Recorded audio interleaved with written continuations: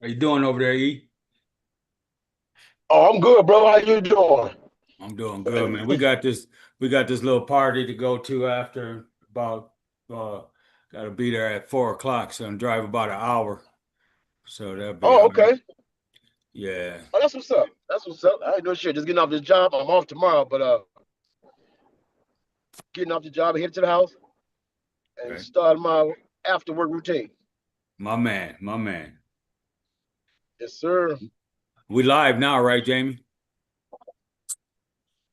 Yep, we live. Okay. I'm sorry, say it again. We live now, right?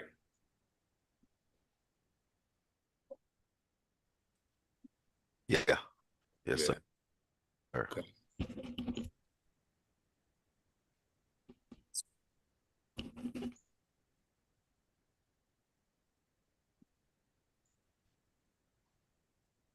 So last night he was tense.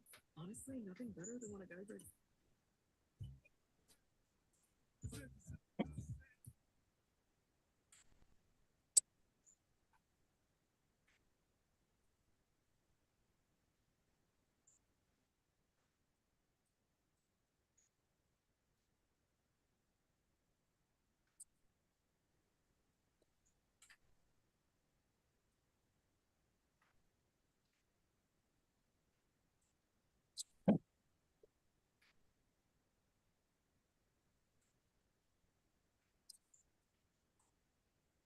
Sentence is the sale.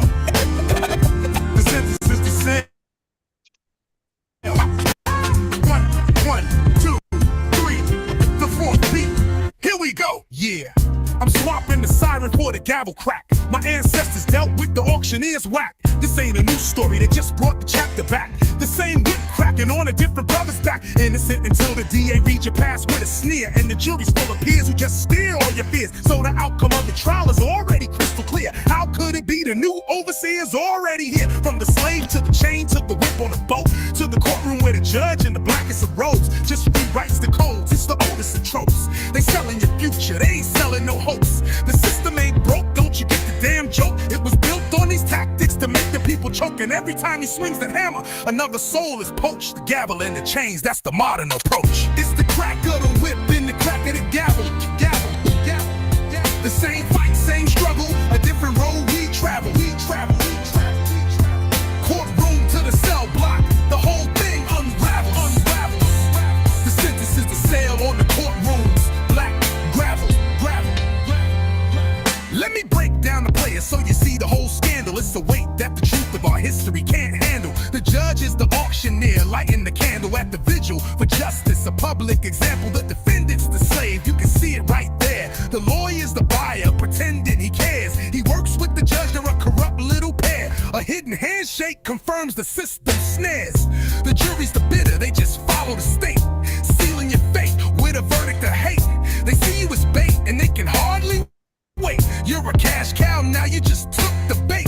They call this a trial, it's an auction, my friend, where your freedom and future come to an end. The system gets paid while you're trapped in a pen. It's slavery's ghost coming round the bend. It's the crack of the whip and the crack of the gavel. The same fight, same struggle, a different road we travel. Courtroom to the cell block, the whole thing unravels. The sentence is the sale on the courtrooms. Black gravel. The sentence is the sale. The sentence is the sale. It was a sale. And the sentence is the sale. The sentence is the sale. And the sentence is the sale. The sentence is the sale. It was a sale. And the sentence is the sale. The sentence is the sale.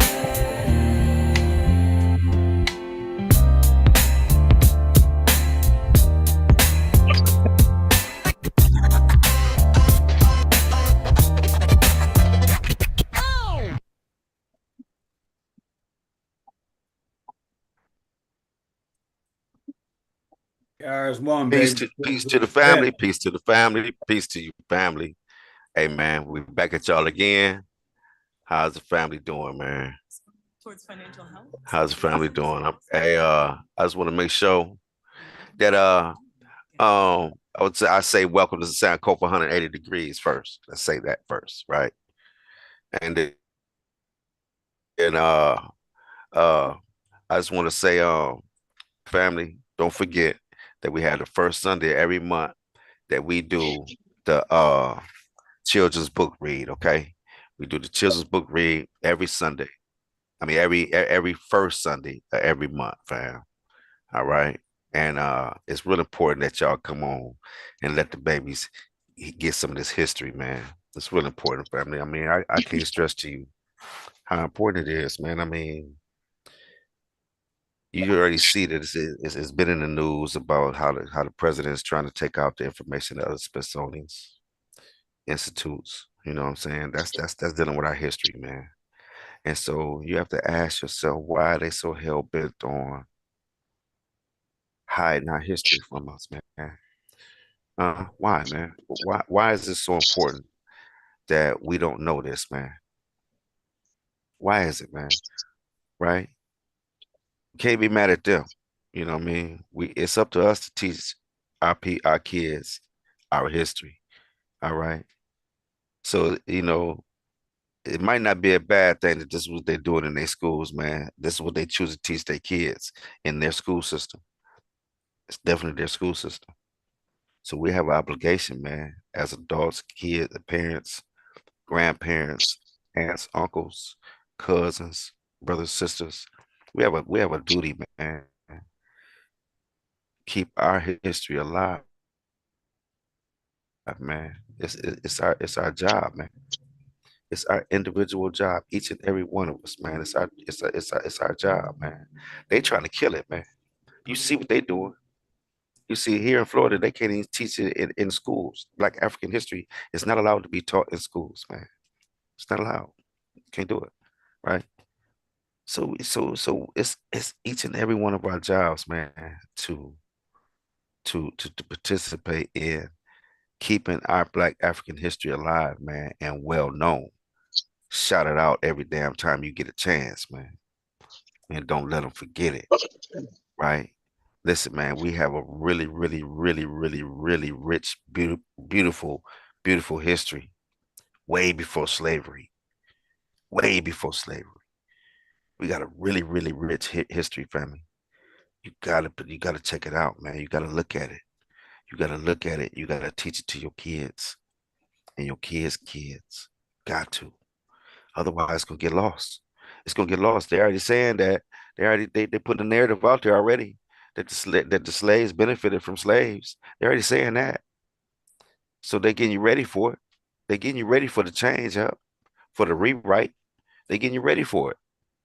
Saying that they gained skills. Slavery gave them skills. Come on, man. We can't let them get away with that, man. We can't let them do that.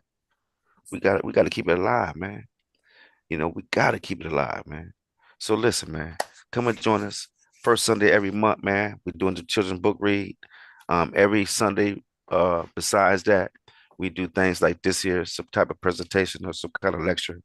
Uh, and then every Friday, and that's from 2 p.m. to 2 p.m. Eastern Standard Time every Sunday, right? And that's the same with the children's book read. It's 2 p.m. Eastern Standard Time. Same thing with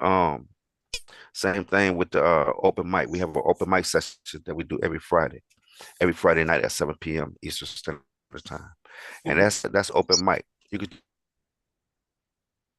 talk about whatever you want. You know what I mean? Religion, political and religion, whatever you want to talk about, whatever's on your mind, right? That's all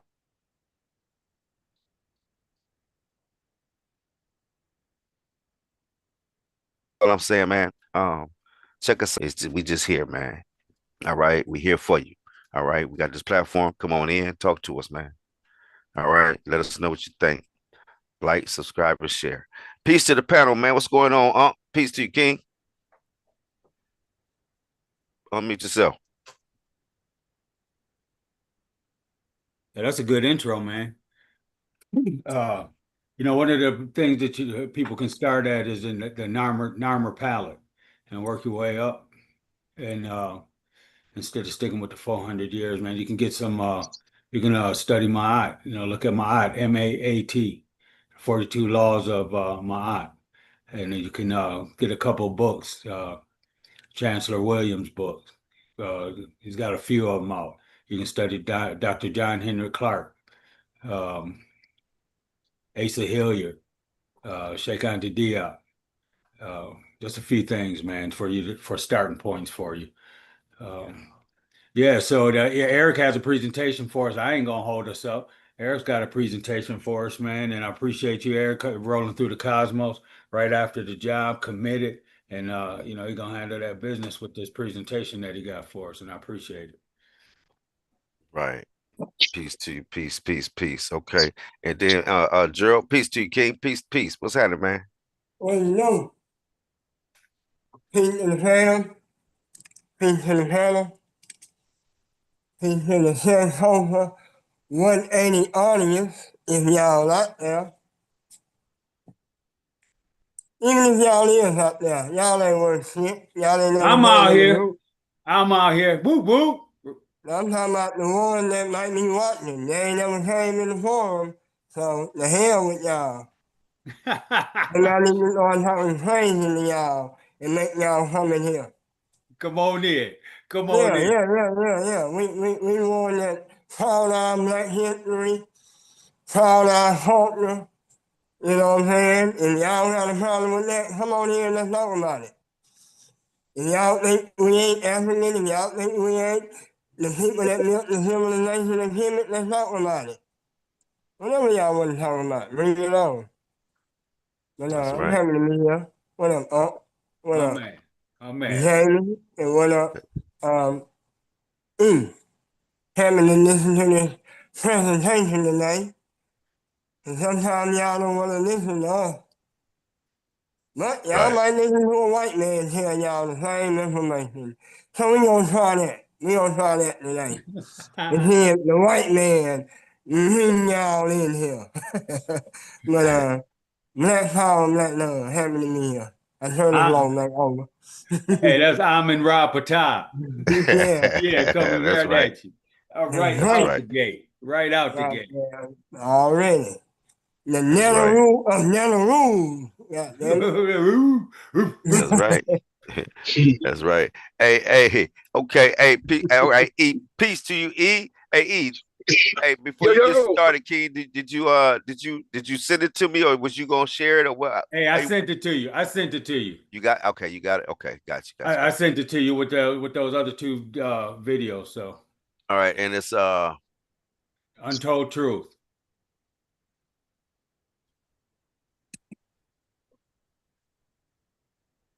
oh, got you. Yep, I see it. Amin Ra Patah. That's right. That's right. Right, right That's out right. the gate. Hey, peace to you, E. Hey, man. Hey, Peace, man. I just peace. want to. Peace.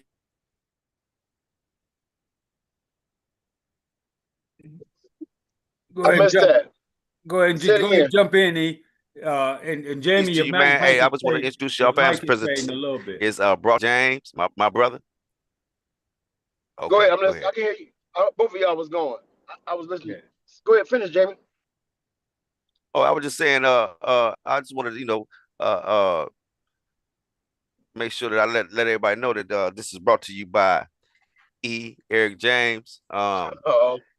and uh, and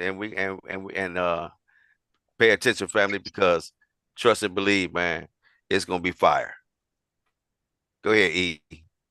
Oh, thanks for being here, man. Just sharing the video. I'm pretty sure most people know about him, or if they don't, this guy is very instrumental in educating white people about the ills of their ways. So, like Gerald said, maybe it'll spark your interest if somebody white tell you, if that matters.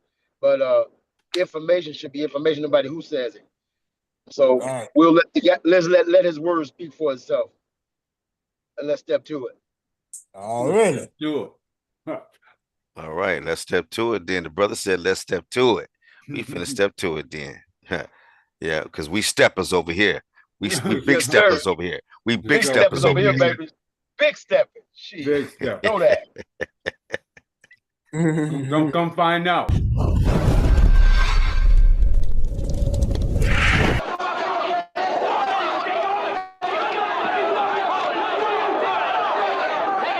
A new analysis suggests that many Black Americans believe the racial bias in U.S. institutions is not merely a matter of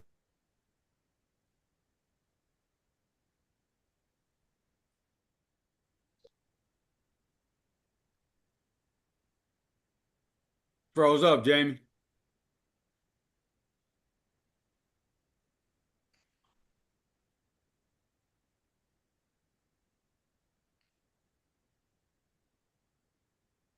Froze up, Jamie. formed by history, from slavery to the implementation of Jim Crow laws in the South, to the rise of mass incarceration and more. However, Black Americans were never really alone in this solemn exposition. Let me say that again. The whole history of America is the history of rich white men telling not rich white people that their enemies are black and brown. It starts in the colonies of what would become the United States. Let's remember, during the colonial period, mid-1600s, there was no such thing as white people. I know some people who are now called white find that shocking, right? Because they think whiteness is real, right? But whiteness was created. Europeans didn't call themselves white. We didn't call ourselves white. We weren't all members of one big happy family. Are you kidding? Have you studied the history of Europe? The history of Europe was about killing each other. That's what.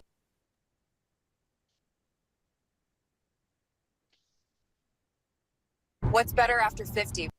When? Gym or Tai Chi? One builds ego, the other reverses. That's what we did in Europe. We just killed each other before we figured out there were other people to kill. We just killed each other, right? I mean, that was the history of Europe. The English hated the Irish, right? Northern Italians didn't even think that Southern Italians were Italians. The Germans hated everybody, and everybody hated their ass right back, right?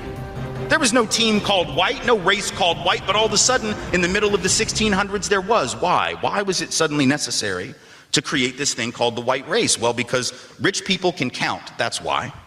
And so rich folks looked around, the ones that owned all the land, you know, in the colonies, the colonial elite looked around and they realized something, that they were heavily outnumbered by African enslaved folks, by European indentured servants who were just one level above a slave, or other Europeans who weren't technically indentured servants, but they were still peasants, didn't have any money, didn't have any land, and they could do the math. They added it up and they were like, damn, we got to figure out a way to split these folks apart from one another or they're going to rise up and take our stuff. In that sea of silence, where most who are called white would look away, there is yet one amongst us, a white American, who's been standing by blacks in their unending pain, standing out as a voice against the pervasive and oppressive impact on marginalized communities. His name is none other than Tim Wise. Because if you know the history of the whole concept of whiteness, if you know the history of the whole concept of the white race, where it came from and for what reason. Tim Wise is not standing up for black people. Nor is that other white lady. They don't stand up for black people. They just telling they white people the truth. But they're not standing up for us. You talking about Jane Elliott? Yeah, Who said they were? Elliott and Tim Wise are not advocates for black people. We are Who said they were? No, somebody was just saying on that little background that Tim Wise has been standing up for black people the whole time. No, he just telling the truth. That ain't standing up for nobody. No, he telling right. There you go. They letting the goddamn truth be known. It ain't black or white. It's the truth. Now, right. You standing on truth. Yeah. I don't give a fuck who saying it. Tell the you truth. hear him saying it in the underground, and that's the only reason I was stopping it. He's not for black people. He just telling the truth. Yeah, you telling the truth. Now, We what don't he have stand for, I don't give a fuck about what he stand for. My concern is motherfuckers bringing the truth. I don't give a damn about what color they is. Bring the truth. That's all they got to do. They can feel how they want to about it. Motherfuck your emotion. Bring the truth. I don't give a fuck what color y'all. Tell the truth and set the shit straight like it's supposed to be. That's the key. Right. Anybody can come with it. I don't give a fuck if you green. I ain't getting caught up on that goddamn shit. I'm caught up on where the truth lies. And others, anybody who want to understand the truth should be still caught up on the truth. Motherfuck the color. Don't get caught up in that, because you got some folks who you don't know what color they are who bringing you the goddamn truth, and you got some folks who you don't know the color they are, and they telling you a motherfucking lie. Right. You gotta tell what it sounds like when you hear it. So that means you got to educate your motherfucking self. Let's keep moving if y'all want. I'm good. That's it. All I need to say. Let me want it. Get him, me. Get him, In me. your mind, Danny. Say it again. Let me want it. Maybe 30 seconds, and you don't hear what he's saying underground about him is for us, when actually he not telling the truth. He's not for us. Right. All right, here we go. Well, that's his opinion. That's that dude's opinion. He These don't speak folks- for me. I'm listening to what Tim. We listening to what Tim say. Go ahead. Apart from one another, or they're going to rise up and take our stuff.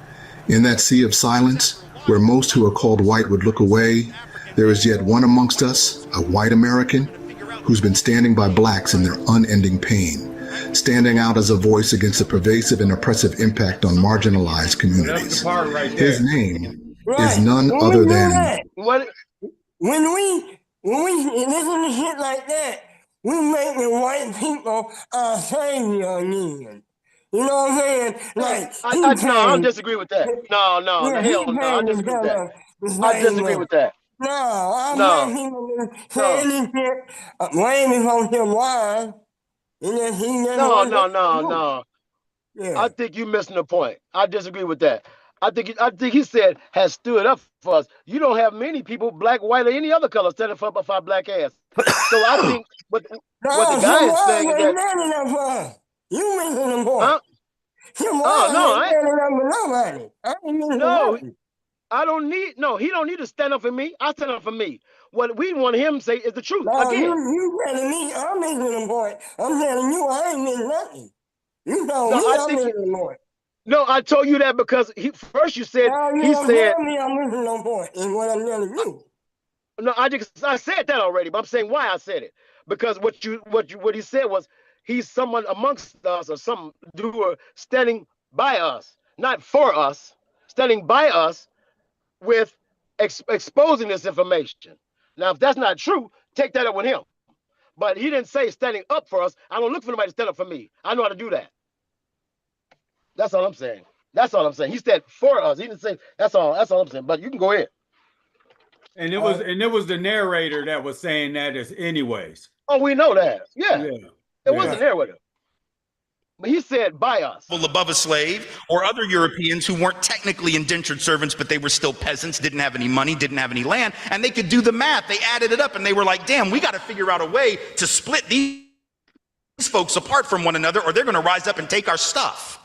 in that sea of silence, where most who are called white would look away, there is yet one amongst us, a white American, who's been standing by blacks in their unending pain, standing out as a voice against the pervasive and oppressive impact on marginalized communities. His name is none other than Tim Wise. Because if you know the history of the whole concept of whiteness, if you know the history of the whole concept of the white race, where it came from and for what reason, you know that it was a trick and it's worked brilliantly. See, prior to the mid to late 1600s in the colonies of what would become the United States, there was no such thing as the white race. Those of us of European descent did not refer to ourselves by that term really ever before then. In fact, in the old countries of Europe, we had spent most of our time killing each other. We didn't love each other. We weren't one big happy family.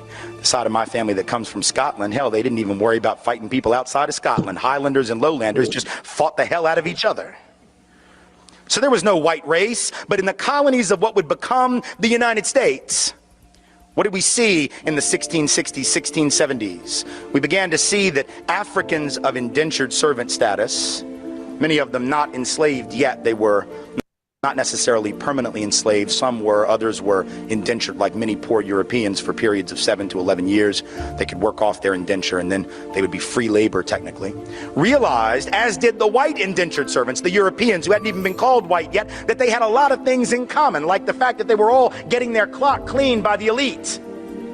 And so they would get together more than our history books taught us, to foment rebellion against the elite, to try to get a better deal for themselves on the basis of economic necessity and economic justice. And what did the elite do? When you see that you're outnumbered by black and white folks who are penniless, landless, peasants. You have to do one of two things. You either have to kill them all, but you can't do that because who's going to work? Rich folks weren't going to. They had to get poor people to work. Teenagers are building businesses with AI, while the only AI you know is ChatGPT. Let's be real. Most people. Can you pause it just for The whole a second, point was to be a person of leisure back in those days. That was the goal, was not to work. So he just said that the blacks and whites got together more often than the history than they taught us, and they band together to overthrow, you know, the opposition. I just wanted to bring that out. That's all. I don't know about that. I don't know how true that is, but nevertheless, we wouldn't know unless we studied it. So One of the first rebellions was with blacks and white. say that again. What was what? One of the first rebellions was with blacks and white. One of the first rebellions? The Snowdio or something like that, the Snowdio rebellion. There were black and white people together. Oh no, the Stono Rebellion. The Stono Rebellion. Yeah, there was black and white people when it first was dropping off. Later, it started being only black. But when it first dropped off, it was black and white. I never heard about it being both black and white at the beginning. That's the process. It's in the historical record. That's when the process where they make white people white. You with me? And one time, it's more of a clan. You in a lower clan, it don't matter who you are. You with me? Yeah. Like you just a poor white man.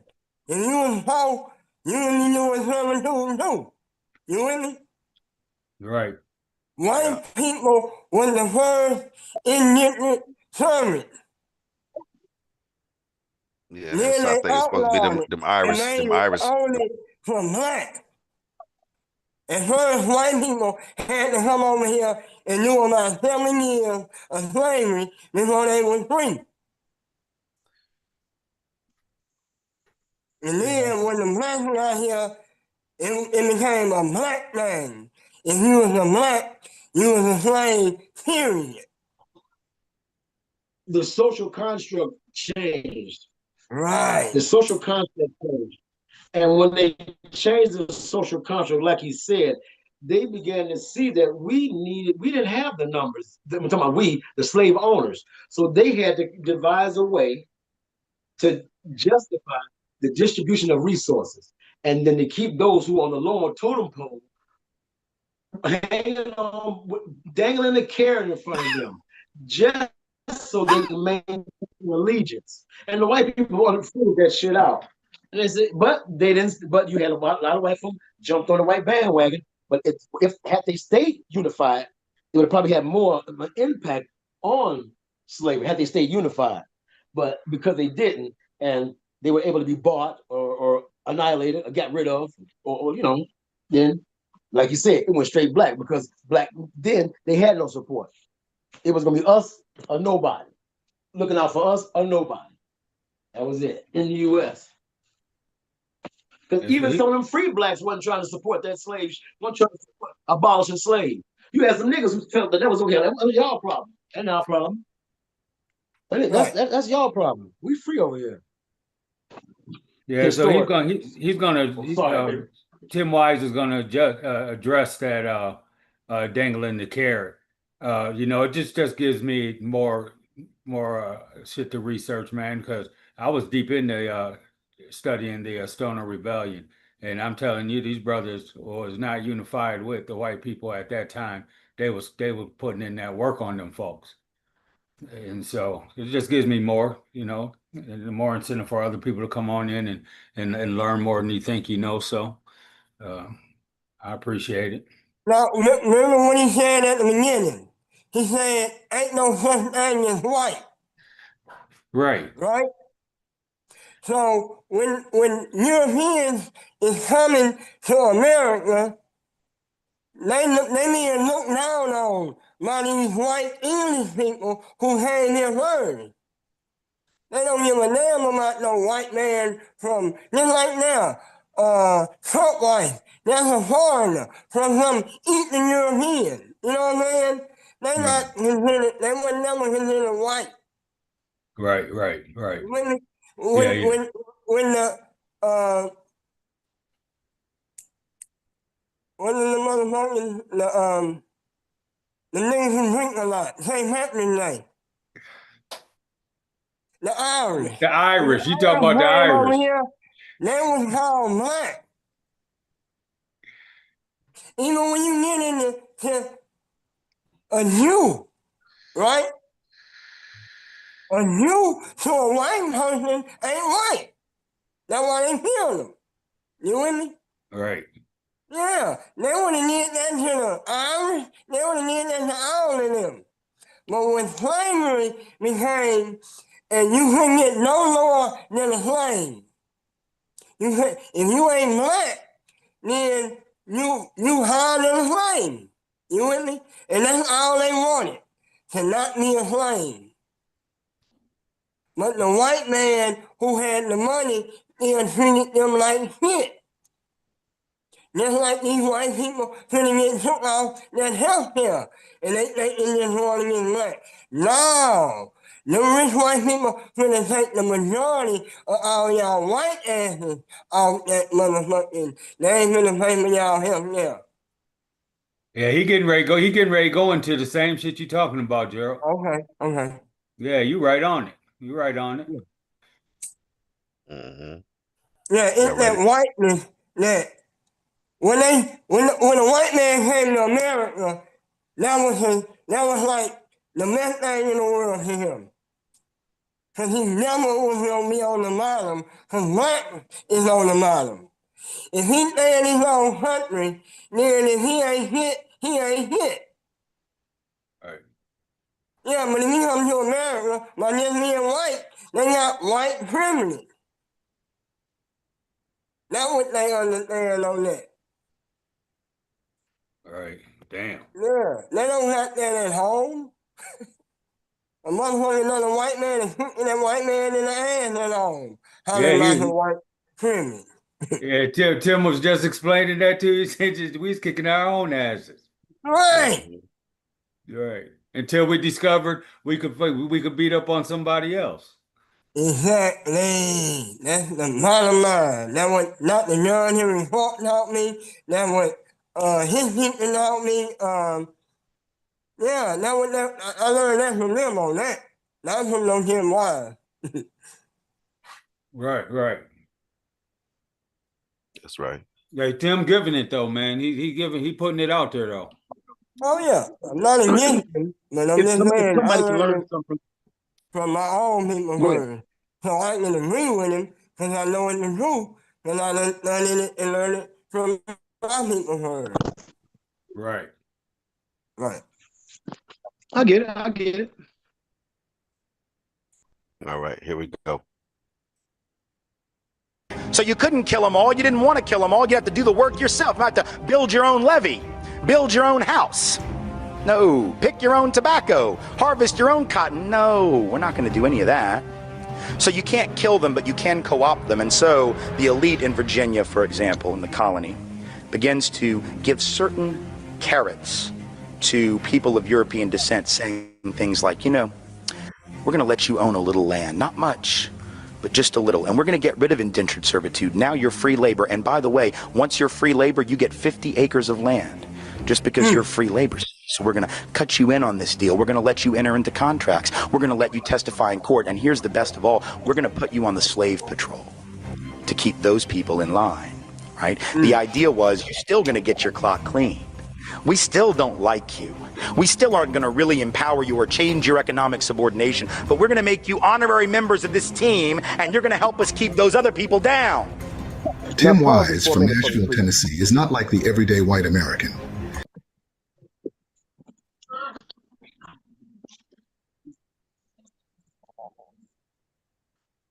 You said stop it, right? Yeah, let me ask, let me ask that the was question. wrong. How? Oh, my man. Yeah, let me ask the question. How impactful, or is it impactful to hear from this cat describe what they do, how they think, what's on their mind? Do you think that's accurate? Oh yeah. Oh Is Yeah. yeah. it is he is, Yeah, it, I is yeah. he think on it's point? accurate and Okay. necessary, Yeah. and I Who better to appreciate it. teach you about them than them? Damn And right. I Who appreciate it. better to teach you about them than them? That's right. Who's better to teach you about them than them? If they're willing to open their goddamn mouth to say who they are, who's better to tell them about who's better? Who's better for me to tell my story Our people. than me? Right. He telling it. Right. Shit. But okay, he telling you how they see you. That's right. Huh? Who better to tell it? How many people brave enough to go out there and put it out there? Man, keep going, man. They ain't gonna do it. If they do, That's they all. gonna they gonna they gonna they gonna they Come gonna on, man. whiteball their Come ass. on, man. Come, come on, man. Come on. Yeah, big ups to them, no doubt. Yeah, ain't To no me. doubt. They telling you, he telling you what they doing. And And how how they much of that has did it, changed. and how they did it, and And how they thought we about it. 2025. This cat, dude, come on. This dude right here in office right now telling you what he telling you. Fuck the woke shit. This shit need to go back. We need to go back and make this shit great like it was. Right. Please. Yeah. Okay. Hmm. All right. That's all I have. No, I'm glad you step up and say something, man, because That's yeah, right. it's real, man. You know, just like Man, our look, people. man, I Who's don't better to present a tell us? motherfucking Our thing that people. ain't real. I don't spend my time on shit that ain't real. Fuck all that other shit.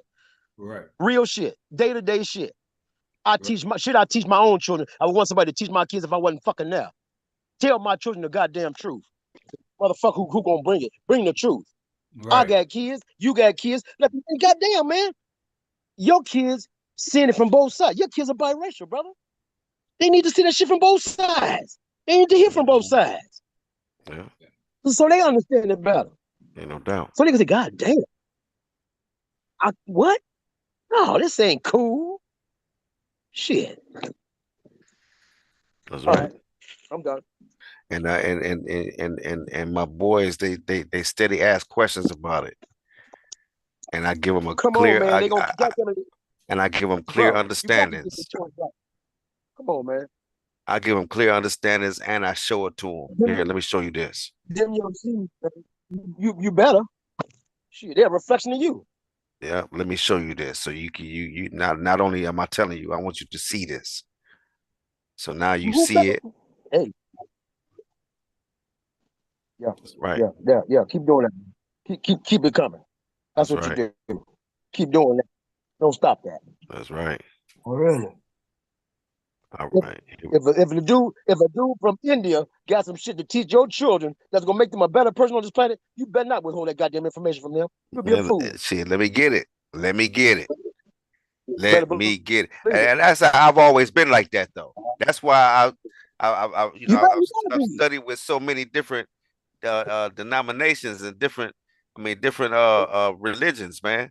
Because I'm Yeah, always, hey, if you got it, you got some information, let me get it. give it up. So I've Give it up. always been like that. I don't care who has it. I've always been like that, man. So yeah, If you African descendant and you done studied from your African descendant, Tim Wise ain't telling me shit. I don't already know that, is my point. oh yeah, Oh yeah, no, right, Yeah. right. this ain't for I none of don't us. care if you This get ain't for an none of us. Indian, a white man, Tim ain't Asian. I already know it because I'm African descendant. My African people already know me. I already learned it from history. I know Mhm. history. So Right, the newest man on the planet, the white man, I'm telling me, I'm not going to act like the next thing in the world is all I was trying to say. I'm already African Oh descendant. yeah, no. Information. All I do is present information. Period. And if it's for the audience, and we got an audience, that's who it's for. Not for the right, motherfuckers who we study together. This ain't for us. Shit. I hope you already know this. Hope right, right, everybody on the right. panel already know this shit. No, this for the people who just tuning in. Somebody who got Right. some kids who want to learn something different. Yeah, Right. that's who this for. Yeah. And like you said, we get to see their side on the how they implemented this shit and what their thoughts were, how they felt about it, how they looked at it, how they looked at us, how they felt, you know what I mean? Like, yeah, uh, You know, and how, you know what I'm saying, how like you said, they went from killing each other to killing us. You know what I'm saying? Because they figured they found some new people that they could kill. You know what I'm saying? Yeah, man. Yeah, but Point their finger at and blame. Yeah, it's yeah, their but this fault. is but We didn't but we didn't be again, slaves around here. All you slaves on it. Oh shit. Yeah, yeah. They yeah, played a cold game. yeah, but this is for the people, man. This is for the people that's watching and that's seeing this because of course we I did a report, I mean a presentation on Stoner Rebellion. You know what I'm saying? yeah, I did So, one too. you know what I mean? So Yeah. yeah, man. So and a lot of the other rebellions that I had mentioned that they had. You know what I'm saying? So yeah, man. Yeah, I mean, I'm hip to all this. I'm just saying this is for people that just ain't, that's be talking about, oh, well, blacks is, nigga gonna always be talking this shit, this, he black shit, this black shit, this black shit. Well, just hear from their side. Hear from, when they talk about slavery, let's hear from their side. You know what I'm saying? Here, you know what I'm saying? How they push that shit, how it came out, how it came about, what how y'all looked at us, how y'all felt about us from their point of view. Yeah, that's tough, man.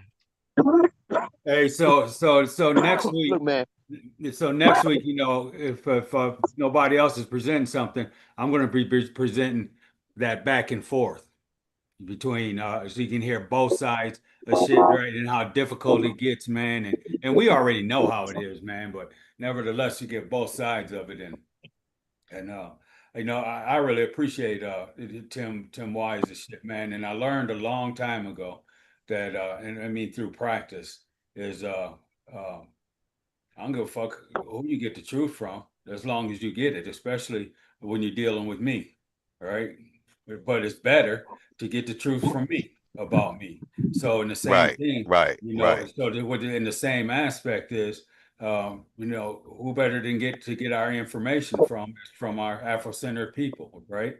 Without a doubt. And once we know that, Right. then we can come into this stuff here and not question being bamboozled, and we can see where somebody's trying to take credit where we wouldn't see before, right? Where somebody's trying to continue to steal away from the information. I don't think that's what he's doing. Yeah. And so, but if we don't know from the source, we're not gonna. It's so easy to get bamboozled, and damn right, these motherfuckers got a better opportunity to learn from this guy might stick with them, but they're still I gonna mean, have to come to the source. They're still gonna have to, and right. the source being who they fucking with, right? Instead of the narrative that they're riding with. So, uh, I'm all about Afro Center stuff, man. And I'm learning more to be in an arena where I can tolerate listening to other people's version when I know damn well what it looked like, right? But I don't give them too much of a chance to. Uh, Stop it. Shut up. I don't give them too much of a chance to share what they want, what their view is. So I'm getting better at that. Now, Mm. what I'm saying is, I, I'm not against him lying. Or that, what's her name? Jane? Jane Elliott. Yeah, Jane Yeah, Elliott. we was me and you was yeah, talking about yeah. this earlier. Me and Right. you was I'm not talking saying about I that know, earlier. right? But nothing like that, or they not getting the true information. I'm just saying they're only verifying what I already know, is what I'm saying. It's not like they telling me nothing. They only being honest by telling the truth. And them two, they're not only in the ones that knew it like that. Out of all other white people, them the only two that stand out like they knew. So I'm not against them, but Right. I can say, yes, he's telling the truth. Yeah, he's telling the truth. Because I done read non-hearing fault. I'm a man journeyman. You know what I'm saying? I done already been through that. Is what I was just trying to say. Not Yeah, that I'm against them. Yeah, I Not that feel that. I'm against anything that they I feel say. that. Yeah.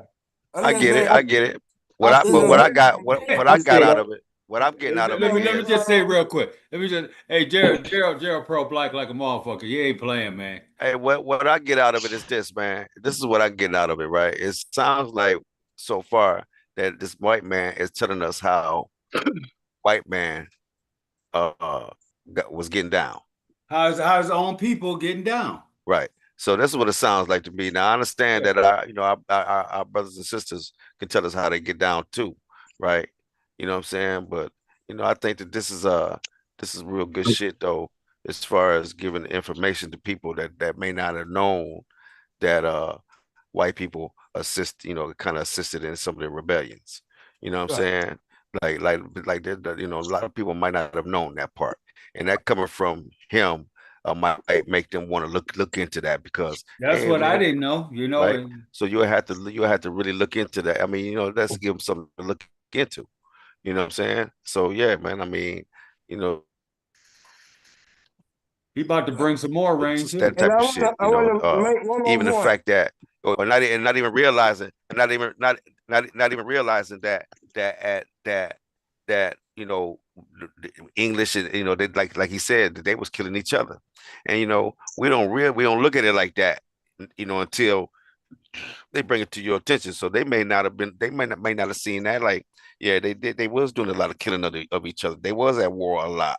You know what I'm saying? And he And came out the you gate with know, that. right. What I'm saying is, but a lot of people might not have realized, like, damn, yeah, for sure they was, huh? Yeah, they was. They was at war all the time, killing each other until they figured out that they can kill us. You know what I'm saying? And the brown people and the Indians. They can get, they can knock us off. You know what I'm saying? So instead of knocking each other off, and we can all come together and rule this shit.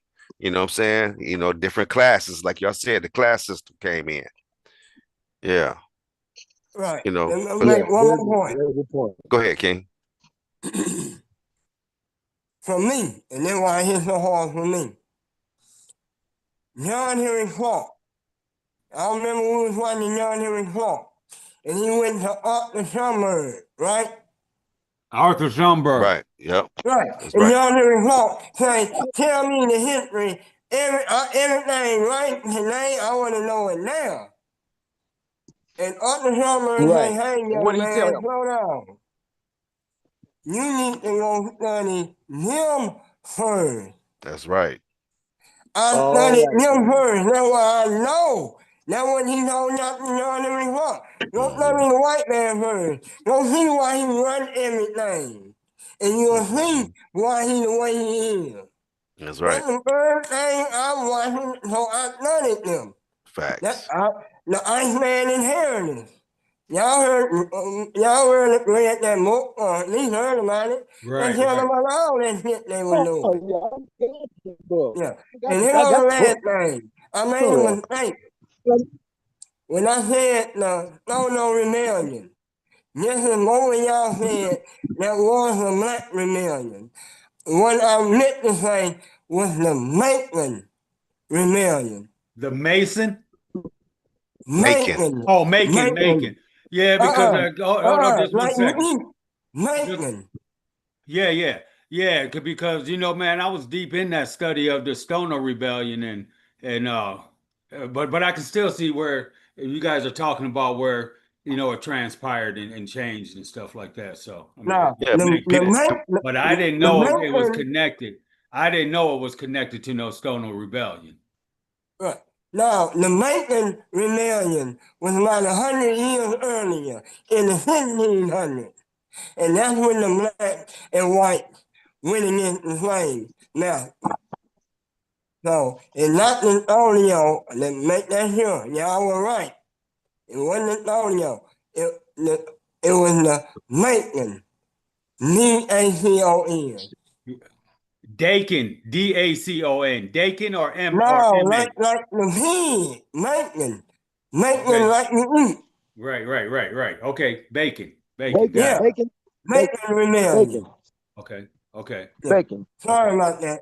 That still give me something to research, man. I mean, Yeah, but I was just saying, people didn't know that white people assisted, you know, our brothers and sisters in some of these rebellions, man. right. You know what I mean? And that history needs to be out there just as much. Mhm. But I'm just saying, I mean, but Another that's thing I was gonna good. say too. Say that again, My bad. E. So another thing I was gonna say. You mentioned Dr. Clark, and that is true. Dr. Clark had an extensive library. My library, I can't even say the word library if I'm talking about his book. So I know damn well I ain't nowhere near his studies, but he mentions many authors who are radical and otherwise that said, go study them, read them books. Yeah. So what it Yeah. speaks to is that I don't look for truth. I don't look for. He taught me, and I was never that person anyway. I don't look for truth in no color. And if I waited until if we and here in America, we had to get even the knowledge of the pyramids had to come through some crackers to get to us. We didn't have no direct link to that shit. We didn't. Hell, you the people who lived in Africa couldn't even go see the inside the pyramids. But now, through what we've been able to do, what we got now, what do we have, and who helped us get it? How was you able to? You can't get in the goddamn museum without somebody who don't look like you saying, "Come on in." You don't Right. have one. Right. Right. What are we talking about? What are we talking about? When we talk about what Runoko did, no, the Runoko didn't wait for no black man to give him the information he wanted to go get, but he went around the world and found himself all wherever he went. So he Yes. understood from a different perspective. No, while you trying to write me out, I see me every motherfucking well. And now this white dude telling you it wasn't no white race. So all you doing is listen to a light ass nigga telling you the goddamn truth. Huh? Right. Black man Come telling on, you the E. truth. So Come what are on, we That's E. right. saying? That's What are right. we talking about? Come on, E. What are we talking about, man? Look, man, I'm too fond of this shit. That's what I'm saying. We universal Africans. That's what we got to be, because I've been through that stage already. I've been through that, but now we understand this different. And even in the book that Naim Akbar talked about. And first of all, let me go back to Naim Akbar. Look who he tell you to go Right. read. Look at his. Look at these guys and tell. Look at who he tell you what books to go get. And don't even talk about Dr. Clark. What he gonna send you? He gonna send you. He gonna send you to Europe. He gonna send you to Asia. But look and see what the and look at look at the people who Diop gives credit to. See how many names you recognize. I'm done with that. We can keep going if y'all want to. No, that's good shit, So if I boy. waited for Yeah, that's somebody, true though. That's facts. see, that's true. That's true. That was Shit. facts. That's facts. Ain't I no mean, goddamn, that's true. and that's Shit. facts, but that's I'm gonna facts. go wait around for somebody to give me some goddamn information, and I got it right here. What the hell? Fuck all that. That's silly shit. Hell no. And Dr. Clark didn't tell me to go get that shit. Dr. Ben didn't say do that. Hell no. He said, man, read every goddamn thing you can from them and yourself. Shit. Dr. Ben didn't wait till somebody black open the goddamn doors to them pyramid. Matter of fact, he talked about how racist these motherfuckers was when he went over there with a group of crackers. He talked about how racist they were. No, man. No. But that didn't stop him from going to get the truth and bringing it back and sharing it. No, that couldn't have stopped none of them because they had to go through them to get it. Yeah. From the libraries to the music to wherever the fuck they was going, man. Period. Hey, this what I love about Sankofa, 180 degrees. Cause these netches ain't playing with you, and they ain't playing with I each don't other either. play We with ain't it. playing with each other, man. We I bring don't the play with it. truth out. We I we don't play bringing with the it. truth out. No, I don't play with Hey, it. no, Gerald the shit I don't play starter. with That's it. all. That's what that is. What'd you say, E? What'd you say, E? No, no, I just said I don't play with it. Not nobody. I don't play with it. Right, Mm-mm. Yeah. right, right, No, right, we right. own this, man. We've been doing this too. I've been doing it too long. No, too long. Yeah, No, man. We got to yeah. That's get it why we where get we can on, get it from. man. If you can't understand some of the shit these folks saying, that's because some of this stuff, man, that Dr. Clark was telling me to go read, it was some hard reads, bro. Hard reads. Like, well, damn, because literature is different. 100 years ago, a little older. You know what I'm saying? But nevertheless, when you hear Asa Hilliard say what he started, when you hear the other doctor Gerald. say, well, what 20 years reading the books? Oh shit! Goodness gracious, doc. Woo, that's work. That's work. So we got to put in work, man. Period. Keep on putting in work. That's all. That's one But thing on this Sankofa guy, 180 degrees. It's let working, him keep on teaching. man. Yeah, it's working. Gerald That's back right. there rocking. What you rocking about, man? Hmm? Get it out so we can get on with this video, man, a little more. Get that shit up out of there. I'm happy what he was saying. Exactly. That's what I The, said. the Hey, whole because the yeah, whole point. The whole point. We listening to him live, right? When we said Sankofa, and some kind of way we had if anybody listening, and we really enjoyed him live. But y'all had to hear John Henry Clark name, y'all had to hear Dr. Miller name, y'all I don't know. The ancestors made us say their name over him live. I don't know what the hell happened, but that real history had to come out. And that's just what happened. Hey, I Gerald. thought Bill was the one. I thought Bill was the one mentioned Clark's name first. Yeah, that he what did. I happened. thought He Bill was did. the one Dr. Clark's He, name. he That's what I did. thought. He did. Fuck Gerald, man. Fuck Right. Gerald. Gerald did. He did mention him. Hey, Gerald, get back up on the That's screen, what I King. thought. Gerald did mention him, Yeah, man. get back up on the He screen so I said can just see what you your ass, said. man. He said exactly. He said just what you said. Yeah, Dr. Henry Clark studied when he studied white folks too. Pretty much, that's what Right. he said. Right. We You know what I'm had saying? to. He said, He had and, to. and, He he- and wasn't he gonna. said Big Rob. He wasn't gonna do it. that's who Schomburg told Dr. Clark, you want to start studying, start with their ass. And so that's what he did. He said And study so all them that's joints, what he man. said. He said that. Gerald said that. He said that. I'm just Hey, saying. I didn't hear it first from the master teachers. I heard it first from Jamie. Oh, Dig it. yeah. I got it Dig from the master it. teachers. I get it. I understand Master it. What teacher. I'm I saying? got it straight from the master teacher.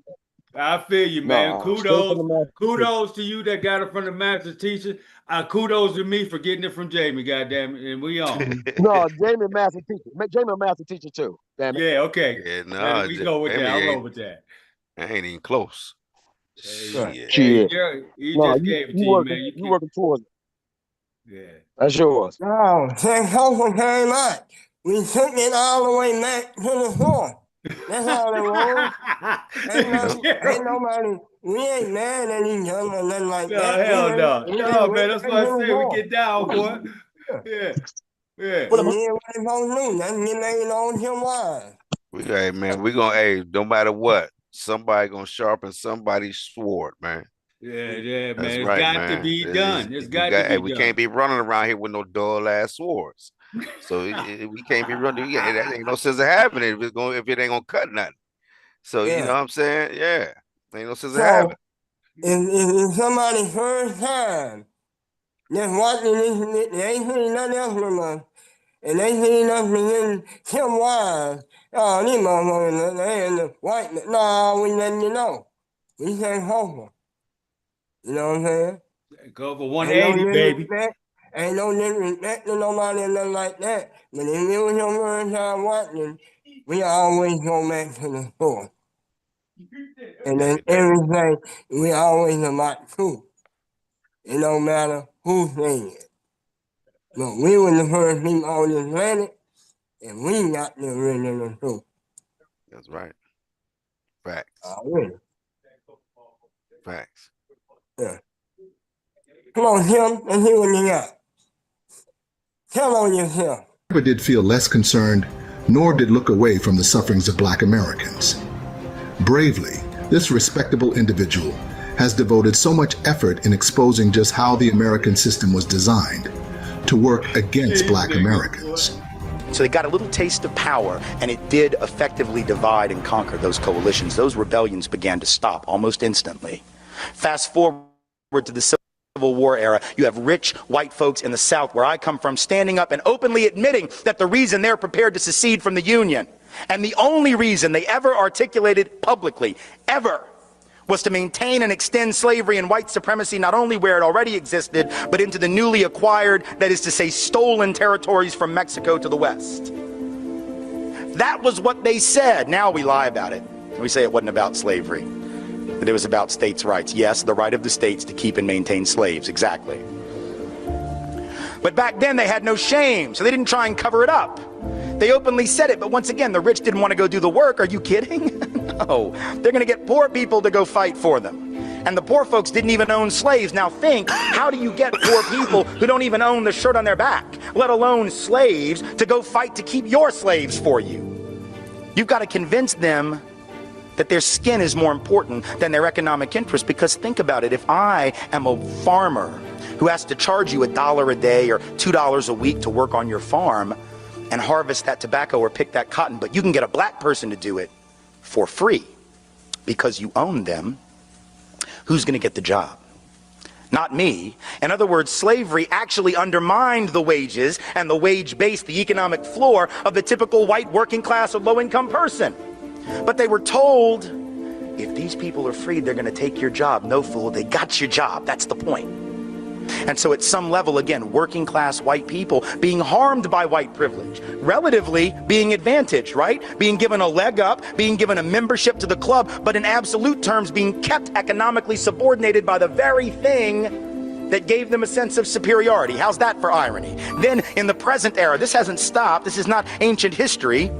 Now we have people running around insisting that we should close the border with Mexico because if we don't, the wages of working class people will continue to fall. The implication being that the only reason workers are paid like crap in this country is because the border is open. But if you believe that, you would actually have to believe that if that border were closed, that all these owners of capital and industry would just say, oh, well, you figured us out. Here, it's a raise. These gloves can withstand 1,340-degree flames, broken glass, and razor-sharp blades because they're built from military. Do we really believe that the only thing keeping bosses from paying people more is the presence of low-wage, medium, semi-skilled labor from south of this artificial border? Is that really what we believe? We know that if that border is closed, it isn't going to be closed to capital. It isn't going to be closed to goods. If you have a border that can be crossed by capital looking for the highest return on investment or goods looking for the highest price, but labor is chained to its country of origin, how is that going to work to the benefit of working people? By definition, it doesn't. By definition, it immiserates the working class. Divide and conquer. By breaking ranks, Mr. Wise inspired others to re-examine their own biases against black people and set their paths straight.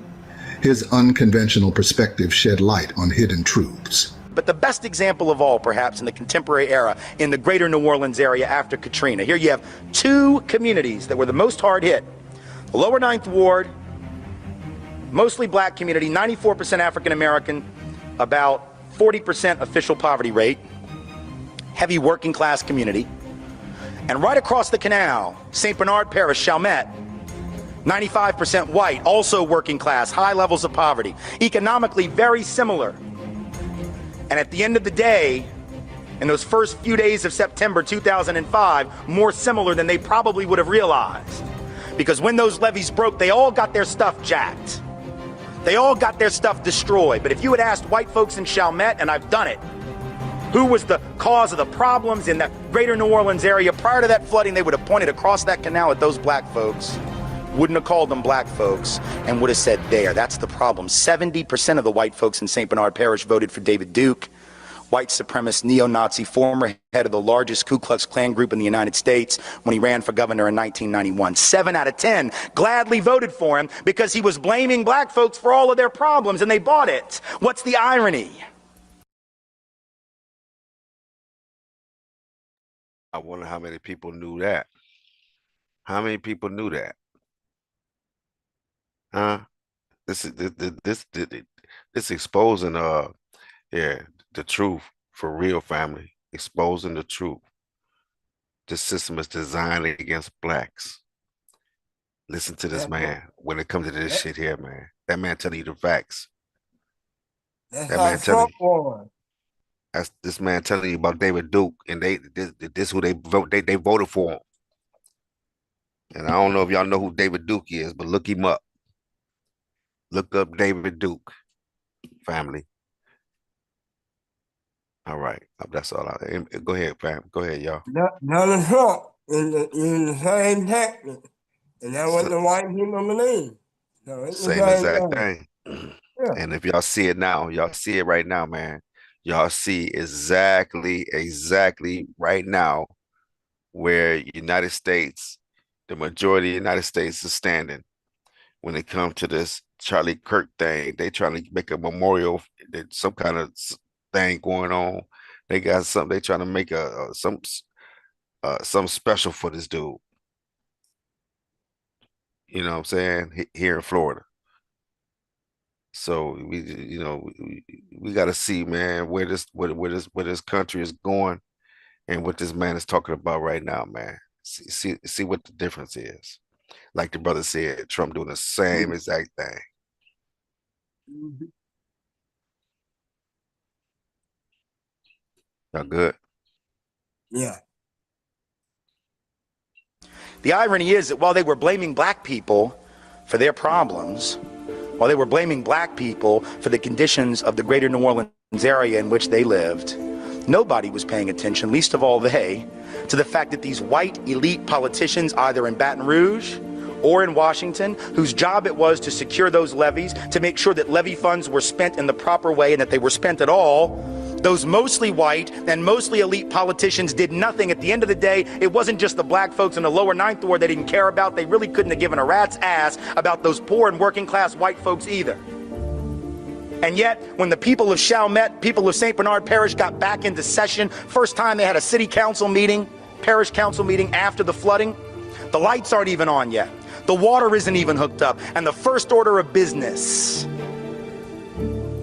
was to pass an ordinance saying that you couldn't rent property in St. Bernard Parish to anyone who wasn't a blood relative. Now, I'll leave it to your imagination as to why you'd want to pass a law. That law had never existed before. But now that it's been emptied out and you don't know who might come back, that's a damn good way to keep black people out, isn't it? Because if you're 95% white to begin with, if you pass an ordinance that says that, that's a great, you can't say no blacks need apply. You can't say no blacks allowed, but that was an ingenious way to get around the law. Now, they got caught. There was a lawsuit threatening, they got rid of the ordinance. But my point in bringing it up is to say, once again, divide and conquer is working. These white folks in Chalmette need to march across that canal and join hands with the black folks who've been sitting there more than willing to work with them for an awful long time, and march on Baton Rouge and march on DC and march on the Corps of Engineers and recognize their commonality of interest. But the whiteness and the lure of whiteness has tricked these have nothing in their bank account white people into believing that they got more in common with the rich white folks on St. Charles Avenue that didn't lose anything in that flooding than they have in common with the black working class folks who live about 500 yards away. Supporting Tim Wise's claims, several studies show that racial disparities in income, wealth, education, imprisonment, and health outcomes persist to this day. The beliefs and narratives that Black Americans have about institutional harm have long been studied by scholars in the health and social sciences and the humanities. Narratives about how institutions were designed to hold Black people back also surfaced in several of the online focus groups Pew Research Center conducted with this study just last year. To measure the prevalence of these narratives of mistrust, they would conduct a survey of 4,736 Black adults in the U.S. from September 12th to September 24th, 2023. First respondents were asked if they had ever heard a series of statements about how U.S. institutions might intentionally or negligently harm Black people. Respondents were then asked if they thought these harms were also happening to Black people today. Here are some key findings about Black Americans' beliefs in institutional mistrust. 76% of Black adults say black public officials today are singled out to be discredited in a way that doesn't happen to white public officials. 76% say police today do very little to stop guns and drugs from flooding black communities. 74% say black people are more likely than white people to be incarcerated because prisons want to make money on the backs of black people today. 67% of black Americans say businesses today target marketing of luxury products to black people in order to put them into debt. Do you want to know where to invest $1,000 right now? Pause it right there just for a second. Forget about AI, quantum computing, electric.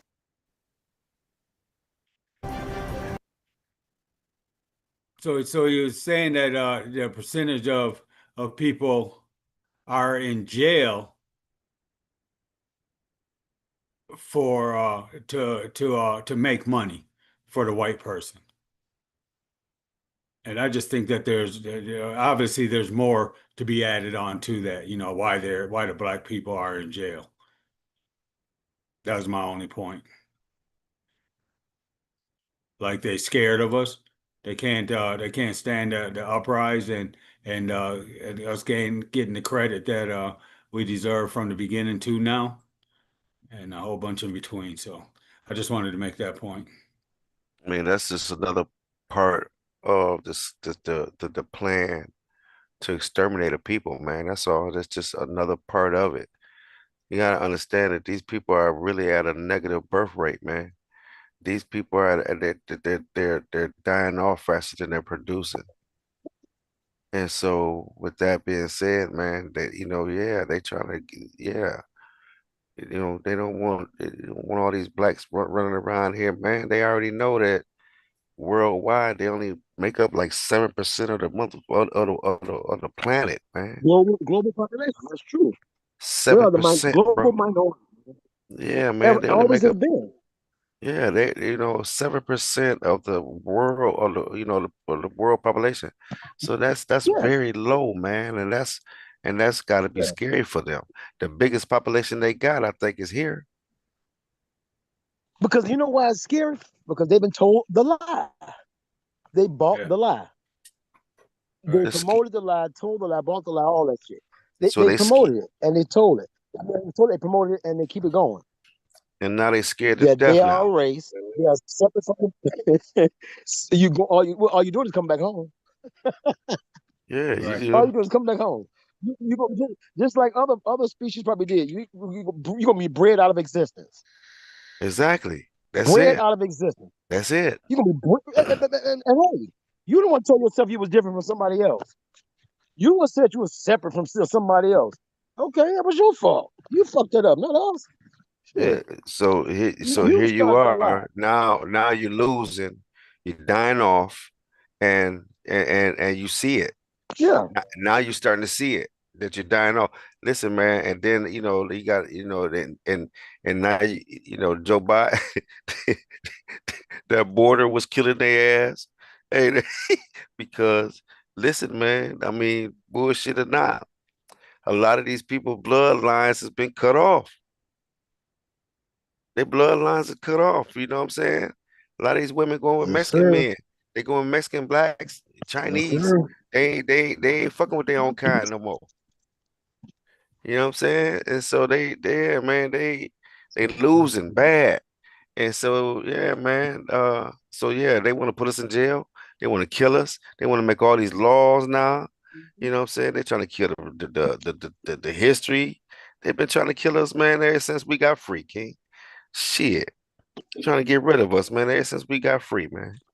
And Yeah. you know what I'm saying? That's so yeah, that's just part of their little scheme to get rid of black folks. And our land has always been rich, man. And so, the money wasn't the factor. And it didn't really come to seem that it didn't really come into play until, the invasion and people wanted to take our shit. And so on the recording here, it says that, they taking the people out of the communities, putting them in jail to make money when our culture far extends making money, right? It's far more important than that. It's family. It's community. It's a whole bunch of other stuff, man. And we had the richest land ever, still got it, right? But everybody else focus on money, right? So take the black people out so you can make money, and still diminishing and minimizing the culture of the black person. The many facets, the many important facets. You ain't got to put weights and scales on it. They all I tell you, motherfucking important. I'm gonna tell you this. I'm gonna tell you this, and this is facts, King. And I don't care what nobody say. Prove me wrong. But if they took, if every melanated person left this United States, it would be a matter of time before this motherfucker is empty. Yeah. Cool like us. Period. Hey, and it'd be just a matter of time before they kill each other off, King. It's a matter of time. And not only to kill each other off, but like I said, they can't procreate, man. They dying off. Before you know it, it won't be none of these. They won't. They'll go extinct, man. Trust and believe, King. If all melanated people left this United States, I'm trying to tell you what would happen, King. I'm telling you, man. It'll be a matter of time before this motherfucker will be completely empty. Yeah, that goes back to his point, man. And when he opened up was, they was killing each other off from the beginning until they realized there were some other people to kill. Trust and believe, King. They will.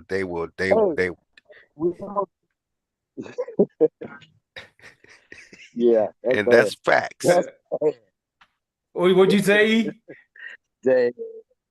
I was gonna say, yeah, that's something to really think about. When he said that, they're afraid, they're scared. Shit, if you think about that, yeah, they could be worried about their grandkids and shit, their great grandkids. Yeah. Yeah, but they're gonna be black or Mexican. Yeah. Yes, they're going back home or going. Yeah, they're going back with the melanin. They need melanin. Yeah, yeah. If you're gonna live on this earth, you probably need melanin. You're gonna have to have They was eating them back then. They was eating their babies and folks and shit. So leave them to the whole white supremacy thing came around when they started conquering. All right, Yeah. when they went in, what?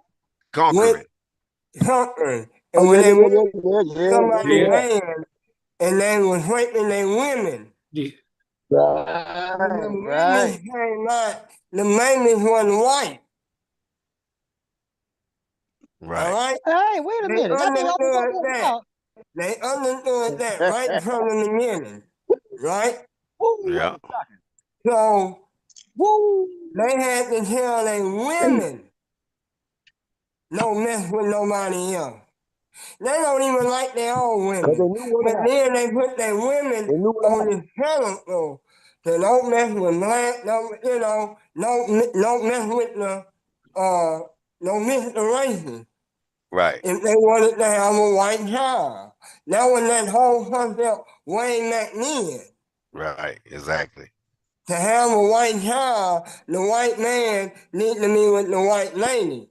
If the white man ain't with the white lady, it's not gonna be white. And that white lady, any other thing than a white man, that lady is not gonna be white. That's right. And they understood that by them going around conquering and raping other women. Yeah. So white supremacy was basically to protect their women, to make their women think that they should. Even when they were saying that, the motherfucking white men was fucking every goddamn thing else. They wasn't. Hey, listen. And they couldn't get it right. Yeah. They couldn't get it right. And then they wasn't supposed to be thinking they nicking nobody else. And the white woman knew that. But the white woman wasn't the one that was supposed to be.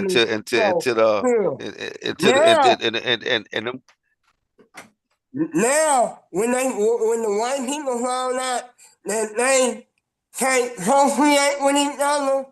Now The they had white the trouble. woman is sleeping with everybody now. You crazy. You know, the white woman was sleeping with, you know, she wanted to survive. She want a child to live. So he That's ain't right. messing with that white man on that there. Wasn't that happening no way. He a homosexual and all that. Exactly. Exactly. A lot of them didn't do it. The first Yeah, time. A lot of they plotted. Even they might get married, but they bisexual by nature. Yeah, They spent more but time you, with hey, around each other, God probably than women. damn. Even they playboys and all that, they bisexual. yeah, yeah, Yeah, Yep. damn Yep. right, Oh, damn it's right. yeah, not just straight gay. Hey, but yeah. hey, listen, and that's what I'm saying. That's another reason why they losing. They worried about being replaced. You know y'all heard the chants. You would not replace us. All that shit. Yeah, man. You know what time it is. They know what it is. They know exactly what time it is. They know what's happening. They They see know. it. They see it every They know. damn day. And even you know when they see they daughters, their grandbabies. You know what I'm saying? They But yep. bring a dude with dreads home. You know what I'm saying? Yep. Hey, hey, When he, Little Roof ran up in that Look. church, that's what he was saying. They taking all our women. Yeah. Yep. Yeah, and kill all them Yep. people in that church in South Carolina. I'm just. Oh, okay. Sit it down. I was gonna roll for you. Hey, yeah. But that's facts though. That's facts. I mean, and that's what's happening. And he see it. They know it. They know what time it is now. They see it, and they scared to fucking death right now. And that's what's going on, man. And you know, like Drill said, shit, that them days over. Trying to protect the white women from sleeping with other races. Shit. No, Shit, they that's over, can't. man. And they need that Hey, for more. Women know by nature, by the design of by the way they've been designed, they want the strongest male. They want the male that appeals to the eye, and they want male that's going do something to their spirit. Something in the dark man, because they've been saying that shit for a long time. Tall, dark, and handsome. Come They on. want something about it. They understand that probably more so than men do. They probably understand from a genetic level more so than men do. They the ones doing their daughter's hair and seeing how thin it is. They the ones doing this, seeing how pale their damn skin is. Say, God damn, I got to get my daughters this. I'm worried about them in this sun. They know. They have an idea that they're genetically flawed, genetically Come deficient. on, Doctor. Come on, Doctor I think Harrington. Come on. that's right though. That's I think they facts. know. I That's think they facts. know. That's Yeah, facts. And that's I why, think like they know. Gerald said, I think that's why the that's women, like Gerald said, yeah, that's how they gonna survive. yeah. It's the women. Kids is gonna survive It's like the that. women who probably say, "Shit, I got to do this right for me, for us." The women is smarter than the man. The woman is smarter than the man. Shit. He want existence. Huh? The woman is smarter than the man. He want existence. Yep. That's Men right. are fighting. That's We right. in the war, we kill hit, we blow hit, you know what I'm saying? Woman wants to live. She want a child to live. And Yeah, yeah, if, yeah, yeah, and if yeah, he yeah. not And so instinctively, having yes, yes, childbirth and yes. have to go through all these goddamn paying all this money to me with the white man to have my baby, and he can sleep with the black man and get pregnant while dancing with that motherfucker and he can get pregnant. So Hell yeah. Hell yeah. Hell yeah. That motherfucker you got know motherfucker one of them pregnant. You're ring crazy as shit. dances, he ain't even gotta take her clothes off and get pregnant. With a black man, goddamn. Boy, get paid that goddamn When they phone, gotta man. pay You ain't lying. $50,000 for Nino and immunization and all that old shit. Nah, we didn't do it the old school way. You know what I'm saying? We have so many babies, we have abortions. We have so many goddamn babies. I don't want many goddamn babies. Goddamn right. We Yeah. ungrateful Yeah. like a motherfucker. They know it. Oh, Hey, shit. We know you we want can your have baby another to, one. hey, you want We your know baby to we can have survive. another one. We don't give a damn. Yeah. I don't want this one. Plain nigga motherfucker. You want your baby to survive. You better have a baby with a black man or somebody melanated. Hello? Yeah, yeah. And not just for no sport. Don't do it just for sport and entertainment. It's Yeah. all over after that. Oh, that's who chasing. That's who they chasing. Yeah, that's my point. They get That's all who they that, chasing right now, boy. melanin from Yes, our sir. young sportsmen or anybody that got some Quiet, talent. Boy, they quiet. throwing it on his ass. Oh, yes, sir. Yes, sir. Hey, look, they started in college. They started chasing them and giving it all to them in college, boy. Please. Them girls been engaged so much head by the time they get to university. The whole squads. Yeah, they've Hey, been hey, searching, hey, hey, searching, baby. hey, E, that ain't nothing new. Y'all was doing that when you was crossing the border way back then, up Now, see, north. there you go. There you go. Right? You talking about going way, way up there Hey, on the other side, huh? he talking about the Oh, motherfuckers. He no. talking about the Yeah. Neanderthals and Yeah. yeah. Hey, Eric, Yeah, hey, yeah, y'all and Eric was some of getting y'all was busy up up there. north, man. You right. Yeah. The Austin Yeah, Pitt no, and all yeah. them cats. And didn't want I'm to in up look. south. I'm in up south, not up You right. north. Up south. Look, Yeah, up and didn't south, want to up come south. back and didn't want to come back and tell nobody. Yeah. You stayed your ass up there for a little while, didn't you? Hey, You ain't come back motherfuckers and tell even got nobody, boy. stuck. You snuck up there and stayed. Hey, Yeah, motherfuckers hell got yeah. up there and got You could stuck, do it. E. That shit got good You through got their stuck. ass. Yeah. But Oh get back yeah. on the topic. We were talking about in jail, right? And they all that jail shit. When the black man in jail, he can't procreate. Well, Right. let's take that back. Right. And the black man is getting all the goddamn women who work in prison pregnant if they want to. So that ain't even stopping us. You know Right, what I'm saying? right. Right. But that right there Yeah. will shut down the population growth. Yeah. That whole thing. By locking us up, trying to even the oil out for them to have the same, and it still ain't working with the population growth. They still not doing No, enough, no. even though they locking us up like that. They got some diseases that seem like only white folks get. They got so many different diseases that are out, man. And really, that's who they study to give us medication and shit. They surely don't study us. We got to take the lower dose of that shit they make for other folks. But anything they creating medications for and ailments for their ailments and creams and shit for, oh, it's practicing for them.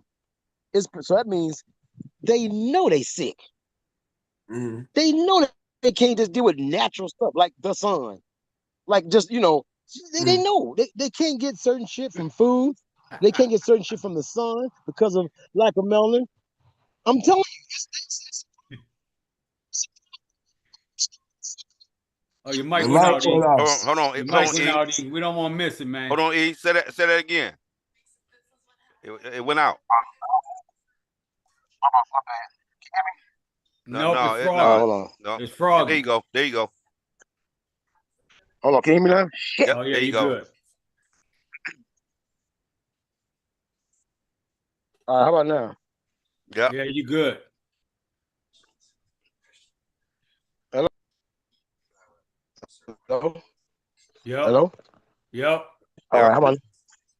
I'm just saying, just a lot of medical problems that goes on: bones issues, skin issues, blood issues, and a lot of people seem to think that is directly related to just effects that you have by just living from the sun or not able to process vitamin D the same way and things like that. So it's evident. And when you look at the medical records, they just show you a lot let me not saying black folks don't have diseases and things like that, but boy, they come up with some shit we've never heard of. Some stuff that don't even affect only maybe a small percentage of the population. It has to do with genes and shit like that. But my thought it could have something to do with recessive genes, hitting recessive genes. Because anywhere else you do that in nature with dogs, if you breed a breeder, you can kind of understand what I'm talking about. You get a albino dog out of a litter. Anybody who breed dogs and sell dogs, no, they don't sell no albino dogs, especially for breeding. They'll sell them and they'll cut their nuts first, or they'll have a spade first. They don't even want her to breed, but they'll sell them for a pet.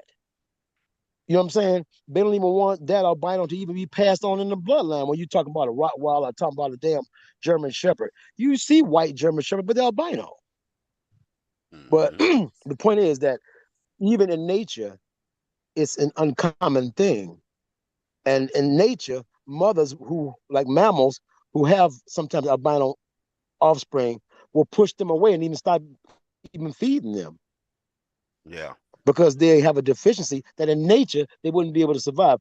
A white tiger can't do shit in India. If he's albino, he can't even hide. He stand out. The tiger's pattern, the Bengal tiger's pattern, blends right in with the woods he walks in. He's invisible to a deer's eyes. That's right. Hell, we can't see him unless he's too so close on. He's gonna attack your ass. But with an albino, he can't sneak up on his prey. Damn, and he ain't getting nothing to fuck him. He ain't getting no pussy from nowhere. And so when we talk about things in that sense, then we got to look at why they so goddamn mad and why they understand this from a genetic perspective. More so now than ever, because they losing a lot of them. Kim Kardashian gave them a lot of women, the okay to say, look here, go get them. Shit. Rapper, dancer, single, goddamn it, just go get you one. Get your baby bound. Kim made it okay. Get your little booty, put on some Spanx, brother, and get to the club. Get your little booty, because they're going to look at that booty. Get you some booty and get on out there. Yeah. Kim said, get you some. I'm telling you, man.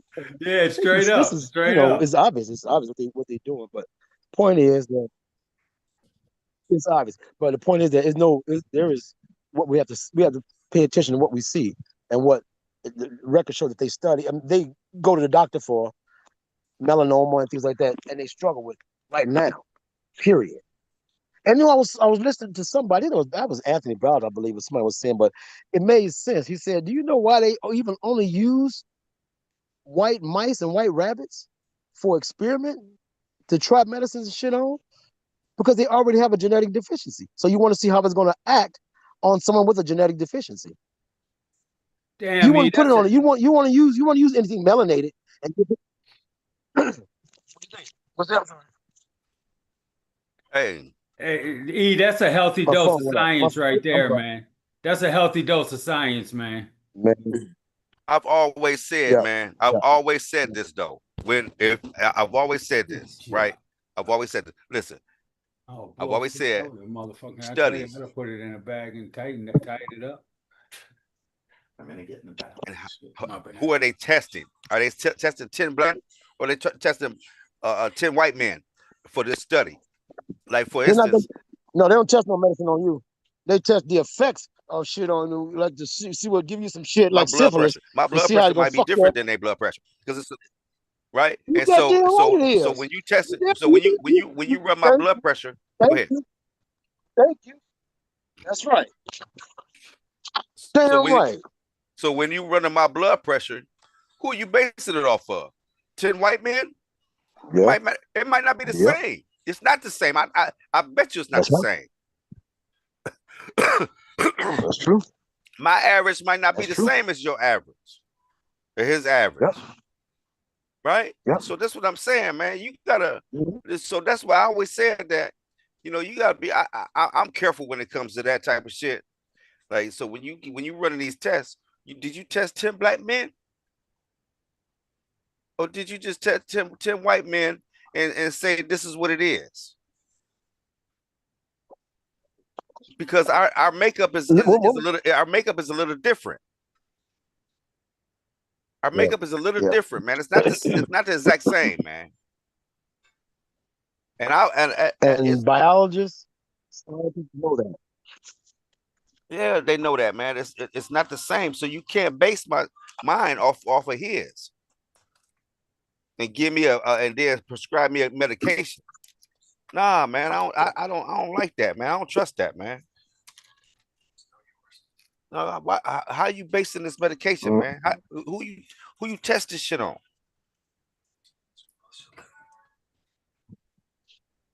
You know, shit, my shit different than yours.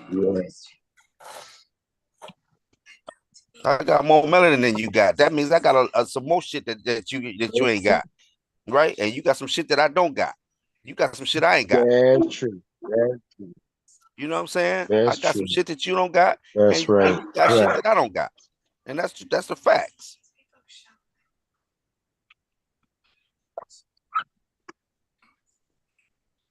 You know, but my bad. Y'all go ahead, man.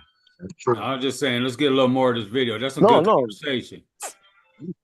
My bad. There we go. My point still was we have far more attributes than money concerns.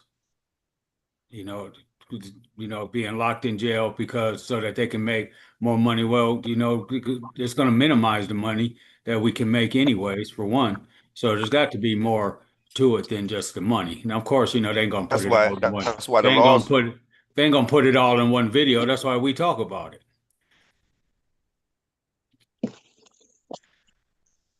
are going to always change. You're going to always have new laws, and they have to fill those spots. Right. You know, they have a stud. They already have it studied. This year, we getting this many inmates per year.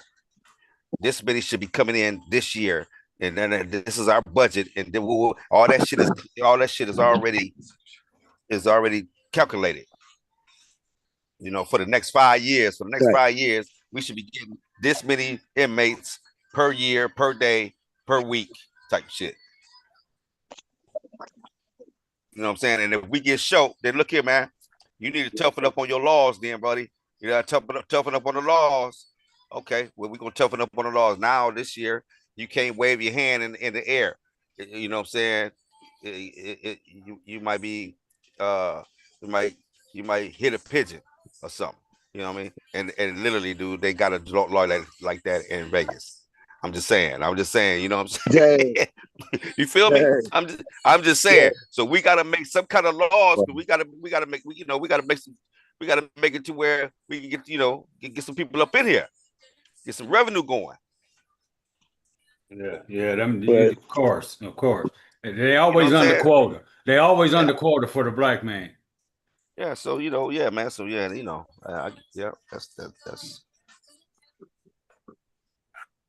it's all part of the game, man. Part of the whole plan, man. To slow it down. They're trying to slow us down, King, because they see it went crazy. It went rampant. Right. It went straight rampant. Let's get some more of that video, man. Let's go. That motherfucker running. Tim Wise.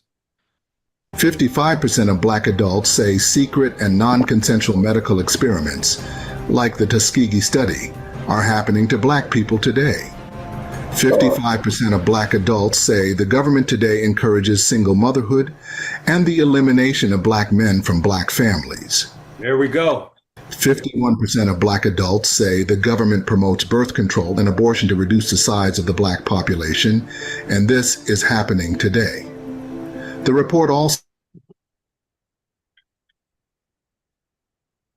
that black Americans who have experienced racial discrimination are more likely to believe U.S. institutions intentionally or negligently harm black people. There are also modest differences among black Americans by gender, education, family income, and political affiliation. Still, majorities across many black demographic subgroups are familiar with these statements about the intentions of many U.S. institutions and say these things are happening to black people today. However, Tim Wise would not hesitate to stand up front, opening the eyes of his white contemporaries to the truth of the daily perpetual policies of inequality and black exclusive stereotypes, which white contemporaries would normally look away from. This was him in the Rock Newman Show 9 years ago.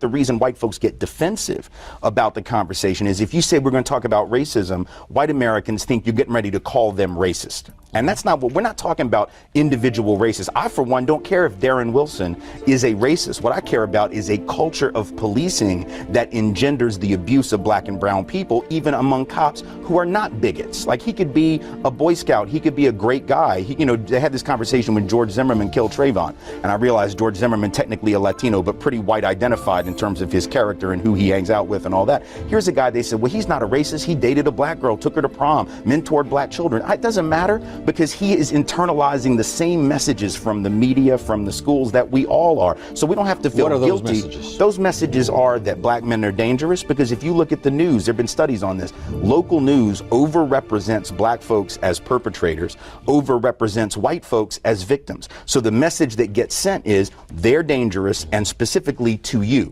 They are not only bad people, they're going to hurt you. So therefore, we want to keep them on that side of town. We want to keep their children in those schools over there. We don't want to work around them. We don't want to live around them, et cetera, et cetera. So I think that message comes through loud and clear in the way that media represents people of color. Whenever we, thinking about Tamir Rice, the 12-year-old child that was shot in Cleveland by police, when that happened. Listen, if you're making great money, but you know you'll never have the freedom to serve God in the way that he's calling you to. What did they do? Hey, that's facts though, because from the side of Lansing.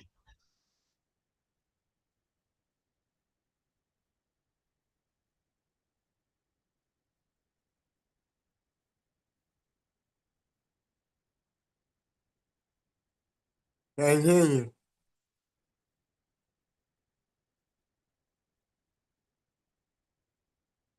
They kept your ass in that same area. Am I right or wrong, King? We can hear you for a minute. Huh? You gotta repeat it. You went out the whole time. Oh, my bad. No, I was saying that I experienced this on the south side of Lansing when they kept our ass all in the same area. They did not want us outside of the south side. They didn't want us off that damn south side or off that side of the south side. They kept us all the way from the elementary all the way to high school in that same damn area. They wanted to keep our ass in that same damn area. They didn't want us to go nowhere else outside of that. Jamie, didn't you guys didn't Rysdale and that area have a curfew at one time that the rest of the city didn't? Yeah, I remember a few times they did. Right. A few times they did, man, because it was always go down over there, man. It was like, that shit was like motherfucking World War. That was like a war, man. That used to be crazy. But it is, like I said, it come from, and all kids, man. I mean, from the time I'm talking about, like the older kids that was older than us, that was already there. You know what I'm saying? I mean, oh yeah, that shit was wild, man. That shit was wild as hell, man. But yeah, that's how they did us, though. They kept us all in one little area. Didn't want us off that side, man. That's how they did us. And that, like I said, that was from elementary all the way to high school. We was in that same damn area, the south side. They had Harry Hill and they had Everett. Wherever we live. Huh? Wherever we live, whatever city or wherever black folks at, we some way know it's some place for us not to go. Oh, over there, you better be careful. You better watch it, you know what I'm saying? And they gonna be what we know wherever we at. You know what I'm saying? Wherever we live, we know where we supposed to be and where we ain't supposed to be. Now, whether we know where we ain't supposed to be, depends on, who we think we are, or, whatever I want to do. But we know before we get in that area what it's going to be like. And that's everywhere. Yeah, folks start stepping a little different. Yeah. Oh, definitely. People don't be watching you to you the abnormally. It's abnormal for you to be there. So everybody, what business do you got over here? What's going on? And that's more intrinsic than extrinsic. You know, we intrinsically know that shit. Yeah. Mm-hmm. Yeah. We just know. And they just know. You know? Right. Right. All right, y'all ready? Yep. All right.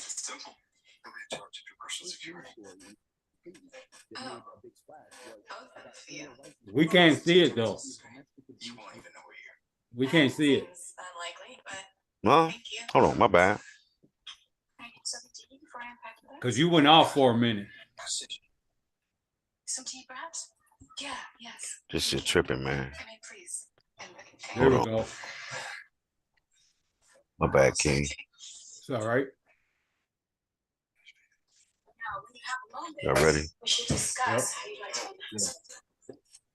They are not only bad people, they're going to hurt you. So therefore, we want to keep them on that side of town. We want to keep their children in those schools over there. We don't want to work around them. We don't want to live around them, et cetera, et cetera. So I think that message comes through loud and clear in the way that media represents people of color. You know, whenever we, thinking about Tamir Rice, the 12-year-old child that was shot in Cleveland by police, when that happened, what did they do? The first news story in Cleveland that made a big splash was about Tamir Rice's parents and the history of domestic abuse and criminality among his parents, not about the cop that killed him. We talk worse about black victims than we do white killers. What did we say about Ted Bundy? Oh, he was so smart and he was so quiet and he always seemed so nice. Every time one of these white boys goes and shoots up the school, what do we say? We had no idea he was going to do this. So we talk better. We have more sympathy for white folks who commit mass murder.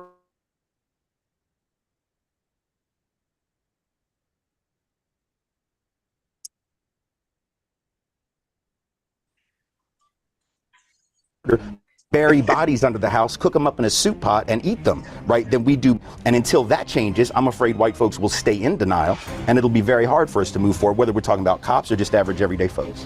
And after Wise was the host would then go on to say, we have a very diverse viewing audience.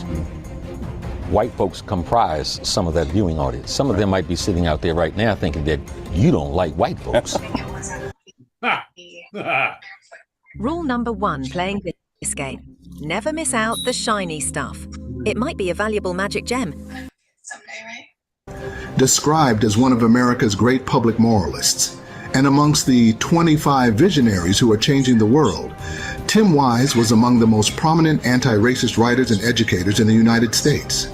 He has spent the past 25 years speaking to audiences in all 50 states in the U.S. Response so far, this colorblind response, this post-racial response that says, oh, let's not name that elephant. Let's not call out what it is we're seeing. Let's redefine it, right, is an extraordinarily dangerous gamble. And we see it at every turn. So when former President Carter made the point that some of that overt resentment was about race, you know, the president and all of his advisors rushed to dismiss that, even as obvious as it was that Carter was speaking the truth. They all said, oh, I'm sure that's not it. I'm sure they're just anxious about the economy. That's not credible. And for a president to say that, and for his handlers to say that, I'm anxious about the economy. Everyone in here is probably anxious about the economy, but I've never, as a result of my economic anxiety, felt the need to go get a sign with a picture of a president dressed in an African witch doctor costume with a bone through his nose and go to a rally as a way to try to find a job. Like, I'm unemployed and I'm upset and this is all I could think of. What? Right? It's not about that. It's about something else. And the fact that the president has to second guess he's the most powerful man in the world, arguably, but he can't even name what is obvious. He can't even call it out for what it is. You can't criticize an act of racial profiling by the Cambridge Police Department without being attacked. You know, when Henry Louis Gates got stopped by that officer for trying to break into his own house, and the officer wanted to know, do you live here? He lived there for 8 years. But the neighbor who first saw him and thought he was breaking in didn't recognize him. This man is 57 years old, walks with a cane. He is not the typical profile of a burglar. right? But the cop comes in, challenges Henry Louis Gates. Gates gets angry at the cop, as you would too if someone accused you of breaking into your own house.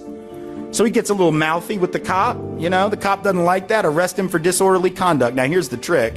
In the state of Massachusetts, talking back to a cop, even yelling at a cop, is not, in fact, disorderly conduct. Not a smart idea. I don't recommend it, but it is not illegal. So when they arrested the man for a crime that he didn't commit, they made a horrible and egregious error, which was corrected when the charges were dropped. But the next day when they asked the president about it, and he said, if you recall, I think the Cambridge police acted stupidly, all hell broke loose and people started attacking him all over the country. And Rush Limbaugh said, this is a black president trying to destroy a white police officer. Once again, pushing buttons of racial resentment, when in fact, what the president said, even if you don't think it's very presidential, to say stupid, you know, maybe that's a little juvenile, you know, a little beneath the dignity of the president, you know, but it was accurate. Because what do you call a cop that arrests you for a crime you didn't commit? Well, stupid. Before you get the badge, Mr. Lawman, and before you get the gun, you might want to read the law and familiarize yourself with the law that you're sworn to uphold. But the president said it, and then he learned from that what? That I can't talk about race. Even though I'm the president of the United States, if you want to know just how not post-racial we are, that's all you need to know. Because if we were post-racial, he could say anything he wanted. Nobody could do anything to him. But we aren't, and so he can't. And so we keep dodging it. Now, it's one thing for him to dodge it. It's quite another for us to do it. You know, he's got to play whatever game he feels he needs to play, I suppose. But that doesn't mean we have to play that game. And the fact that we're getting sucked into that post-racial logic too, we're saying things like, well, we can't talk about this. We have to maintain the optimism that people felt after the election. And if you talk about racism, you know, it'll throw a wet blanket on that. You know, all these kids who were all invigorated, particularly kids of color and parents of color that were, and understandably, look, I get that. I understand that. I don't have to be a person of color to know that that was real. But the danger in therefore deciding we're not going to talk about this systemic injustice anymore because we got to protect him. WISE has appeared on more than 1,500 college and high school campuses, also at hundreds of professional and academic conferences, and before community groups nationwide in his war against racism. He is, in fact, a prophetic voice in this generation on a mission to reform the white mindset and stereotypes on blacks worldwide. Critical race theory was created in the late 70s and early 1980s, and no one said anything about it. Your house is wasting electricity right now, and here's the proof. My electricity bill dropped from $150 to $52. Right? No one really cared outside of, like, you know, sort of picayune debates in law schools, which is where critical race theory is principally applied. So why would all of a sudden it become necessary to attack critical race theory? Because the timing coincides with this uprising, and the idea is to shut down any conversation about racial injustice in America. Because you don't want those white folks to become allies. You don't want those white folks to act in solidarity. You don't want them to learn the truth about the history of the country. And you say it's because you're trying to protect their feelings. That's what they say, right? We don't want white folks to feel bad about being white. Nobody's trying to make anybody feel bad about being white. But if that is your concern, there's a really easy solution. Teach about some different white people. Right? If you're feeling guilty about white folks, and maybe you just need to focus a little less on Andrew Jackson and a little bit more on people like Jeremiah Everts, who was a white man who's one of his principal opponents to indigenous removal.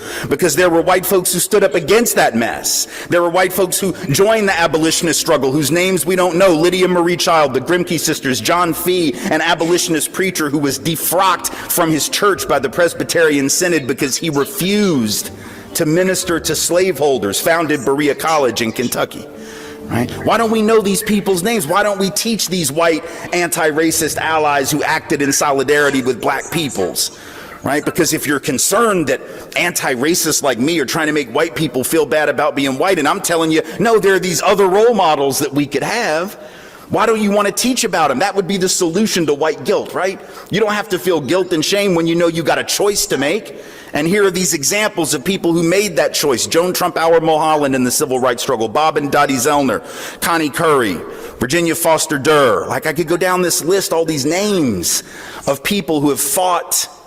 Some of them died for the cause of racial equity. There haven't been enough of us, I mean, there have been enough who've died, don't get me wrong, I didn't mean it that way. But there haven't been enough of us who joined in solidarity, but we've always been there. Why don't we learn about those folks in school, see?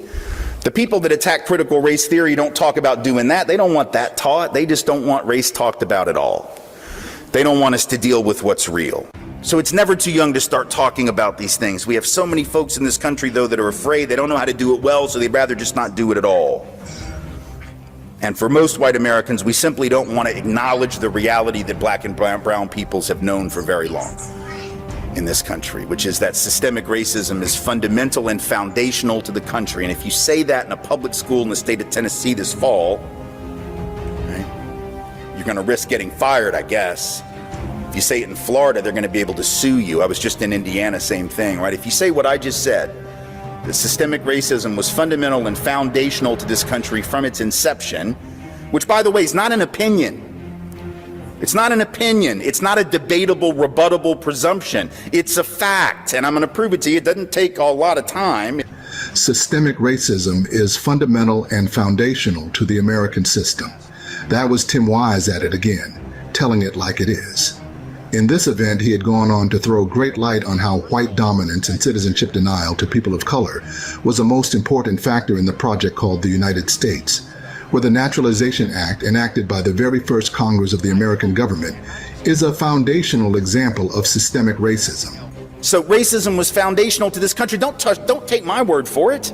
Take the words and the actions of those who were the founders and the initiators of the project known as the United States. Talk about what the very first Congress in this country did after the ratification of the Constitution, right? What's the first thing that Congress did after the Constitution was ratified in terms of legislation? Because you got to assume whatever they did first is their way of saying this is the most important thing, right? Like that makes sense. You don't do the most important thing like seventh. You do it first, right? So you might think to yourself, well, gosh, I don't know, Tim, maybe the first thing they did was make sure that they had a sufficient army in case the Brits decided to come back and have another run at it. No, that's not what they did. Or you might say, well, maybe they needed to figure out the tax structure so they could figure out how to finance the government. So maybe they did that first. No. They did that, but they didn't do that first. Right. The very first substantive piece of legislation that Congress passed after the Constitution was ratified was a thing called the Naturalization Act of 1790. It's not something we learn about in history class, very many of us in high school. I certainly didn't. And I was in AP history, which they say is the history for the smart kids, right? But they apparently didn't think we were smart enough to handle this truth, even in the 1980s, let alone now with all this backlash happening. What did the Naturalization Act of 1790 say? The first thing that Congress decided to take care of. What did it say? It said that all free white persons and only free white persons could be citizens of the United States. In other words, the most important order of business in the mind of the founders and the first Congress was to make sure that everybody understood before we dealt with the army, before we dealt with taxes, before we dealt with tariffs, before we dealt with any of the economic stuff, just make sure y'all know that this new thing here is for us. Sucks you have to work on a Sunday. Does it though? How about dogs? Okay. That brought pain. And only us. And nobody who is not white will be considered a citizen of the United States. That tells me that white supremacy is there at the birth, right? It, of course, was there before that, really going back to the colonial period. But I'm just saying, in the actual history of the country's laws, it's there from the beginning. Again, not an opinion. There is no rebuttal to what I just said. It happened, and it reads exactly as I say it reads, with the intention that I suggest it had. So then the question is, do we understand what the legacy of that kind of germ of white supremacy is? Do we just assume that that doesn't matter, that it doesn't bear fruit? Right? Do we assume that the policies that flowed from that assumption about who could be a citizen and who couldn't, that those policies would create damage perhaps in their own time but not in ours? As if somehow you just flick a switch, you pass a law, and all of the inertia of the past several generations goes away? With unflinching honesty, Wise did uncover the deeply buried secrets of America's past. revealing the enduring legacy of racial injustice that had been deliberately obscured. See, here's the thing. If I were to ask people, whether it was this room or any other room in America, do you believe that systemic racism and white privilege or advantage are real in 2023? We get a lot of people who would say yes and a lot of people who would say no. And if we're being adults about it, we could have a good conversation, not a debate, but a discussion about it, hopefully, right? But here's the thing I also know. If I were to ask most anyone in this room or any other room, do you think we had systemic racism and white advantage or privilege in, let's say, 1963 or 1962 before the civil rights laws were on the books? My guess is just about everybody would agree that that would be true, right? Even people whose politics were very different than mine, even people who denied the problem today in 2023 would probably go along with the idea that 60 years ago it was real, right? Because it doesn't really take a lot of courage to admit that, right? I mean, it just takes like a Google machine. That's all it takes, right? You just need a Google machine, and you need to know how to use the Google machine, and you could probably find your evidence for that, right? But here's the problem. In 1963, when white Americans were asked that question about themselves and their country at that time. You see, it's different to ask you about 1963 in 2023. But when white folks were asked that question in 1963, when it was happening, when it was the present, not 60 years in the rearview mirror, and they were asked it by the Gallup organization in that year. The question was, do you believe black folks are treated equally in your community in education, housing, and employment? Now, come on, y'all. It's 1963.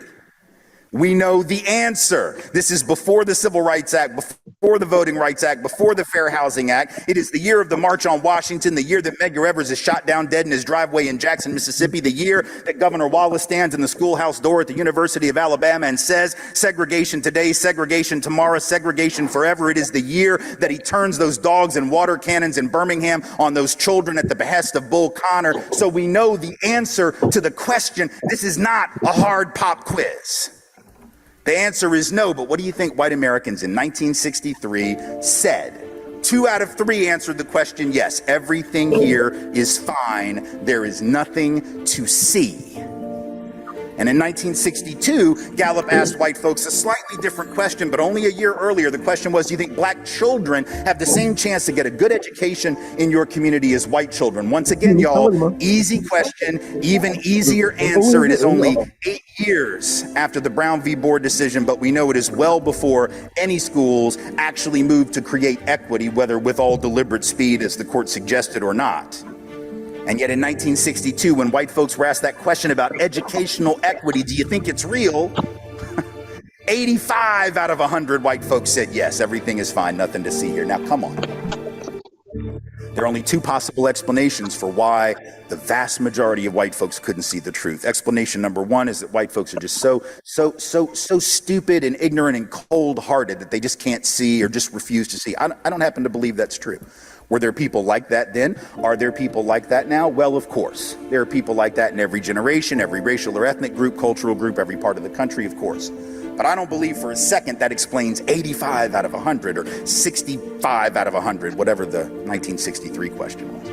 Right? I think there's an easier and a more disturbing answer to the question, and it's about privilege. The reason white folks didn't know is because they didn't have to know.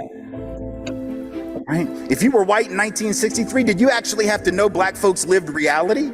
Even though it's being beamed to you every night on the TV, every night.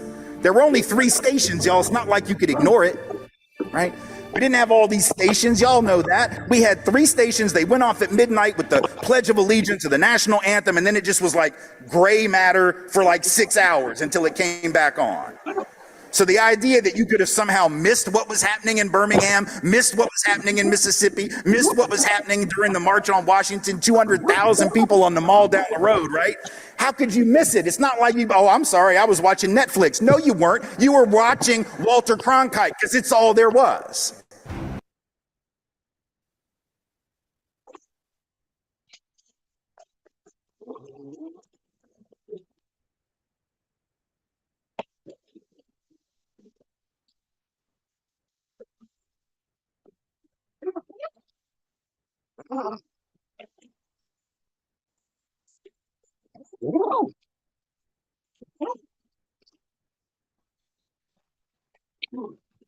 He relentlessly urged the white nation in general to quit racial injustice and stand up for what's right and just.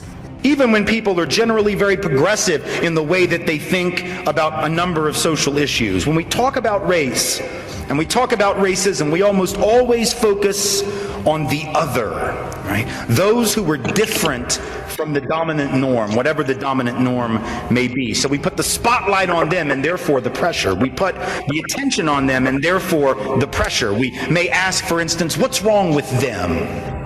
And how can we fix them? How can we bring them, whoever they may be, into the mainstream of the economy? How can we bring them into the mainstream of the economic and educational systems? How can we make their lives better? And what do we need to know about them so as to help them improve their lives? But the underlying assumption of all of those statements and all of those things, even if they are well-intended and sound nice, the underlying assumption of all of them is that the deficit is to be found in the marginalized population, that they are the ones with the deficit, that they are the ones who need to be fixed. But what if the deficit is in the dominant culture and we're just not paying attention to that? What if the conditions of life experienced by marginalized populations, whether First Nations peoples here in Canada, whether Indigenous and First Nations peoples in the United States, or African Americans or Latinos in the United States, whoever it is, there's a big difference between guilt and responsibility, after all. Guilt is something you feel for what you've done, and responsibility is something you take because of the kind of person that you are. They're not, strictly speaking, synonyms. And so when we inherit the legacy, not of 36-and-a-half-hour-old gumbo, but the legacy of institutionalized racial and ethnic discrimination, oppression, privilege, and subordination, when we inherit the legacy of sexism and patriarchal oppression, the legacy of economic injustice, the legacy of straight supremacy, all the different forms of supremacy and oppression and suppression that exist within our cultures all across the globe, when we inherit those, and on this continent, we inherit that legacy of white supremacy. Let us be clear. Let us name it and call it what it is.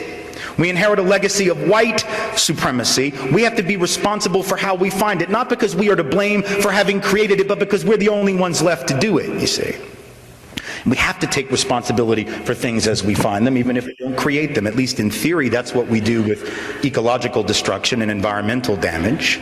You and I did not individually, I assume, go and belch toxic waste into the air, inject it into the soil, dump it into the waters on this planet, but somebody did, and we're now living with it. So we either clean it or we can sit around and say, well, I didn't do it, you know, I'm innocent, it really wasn't me, you can't blame me. But that doesn't really take care of the problem. If you ever become the CEO of a corporation, I don't know why you'd want to, but if you do, you won't be able to come in on the first day of work and say to your board of directors, you know, I can't wait to make use of all the assets you people were able to get before I came on board, all the assets you were able to develop, all the revenue you were able to generate. I can't wait to take advantage of that. But as for all those outstanding debts that you ran up, like your bills and the loans that you took out so that you could grow the company, no, I don't have any intention of paying those. That was the last CEO. You really should have gotten him or her to do that. You know, I'm new, I'm innocent, I just got here, you see. The difference between guilt and responsibility. Tim Wise's courageous call to action challenges the white nation to abandon racial injustice and champion equality. His words would always be an inspiration to collective awakening, mobilizing the nation toward a future where every individual has equal opportunities to thrive. Thank you for staying with us till the end of another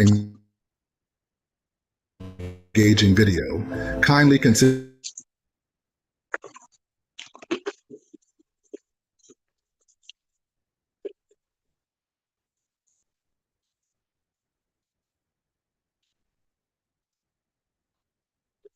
Hey, yeah, man. That's slick right there, man. That's sharp right there, King. Good information, but really good information, man. He gave some pretty good history there about the United States. Gave you some dates, some times. You know what I'm saying? Which was, you know, we always like chronology. We always love, you know, we always need chronology, man. That's what history is about. Oh, yeah, man. That's tough, man. Tim Wise family. Look him up if you want to know, if you want to check him out. Uh, go ahead, E. Peace. No, I was just saying. I think it's pertinent to the audience. Anybody else want to know him? History. He just talking history and laying truth where it is. That's all I got. Hey, good show. E. Gerald, what about you, King? I always wanted to hear from them. Well, we can't be accused of nothing. But then, like, when he had that host, the host was saying that the other white people might accuse him of not of hating white. So, you know, it's good to hear from them. Well, they don't think we, you know, I ain't had no knowledge in that race right there. Right, right. So Yeah. yeah, so that was all on them. You know what I'm saying? The information came from them about them. I don't think too many of them would have been able to stand through the whole thing. They would have left. I mean, but that's what that. I mean, but why would you run from facts, truth, and information, man? I mean, it's just history. It's history. See, and this is history that, for real, man. This is history that they used to be very, very, very proud of. They made music. They made songs about the shit. Like they were really, really proud, man. I mean, you know what I'm saying? Even now today, they still those same songs are still being sung. You know what I mean? To show how proud you were of this government and this country. And he said, when they see the real history, some kind of way it make them feel uncomfortable. It hurt their feelings. So, I don't know. But now it does. I'm talking about back in the day. Remember, they used to make postcards. They used to have postcards, stamps. So now that's now they're ashamed and shit. But I'm talking about back when they was proud of it. What happened? What happened? Y'all was so proud. Y'all had postcards. Y'all sent a motherfucker postcard with a brother hanging from a tree with a bunch of white folks around him, huh? Yeah, man. They was proud of that, man. And now you ain't. Now you don't want to talk about it. Now you don't want to talk about it. And I want their children to know that's how they was. You don't want to talk about how the more how Africans civilized Europe 2 times, 3 times, how many times? 2 or 3 times. 2 times. Huh? And according to Dr. Clark, gonna bring the world his next humanity. Yeah, civilized them twice.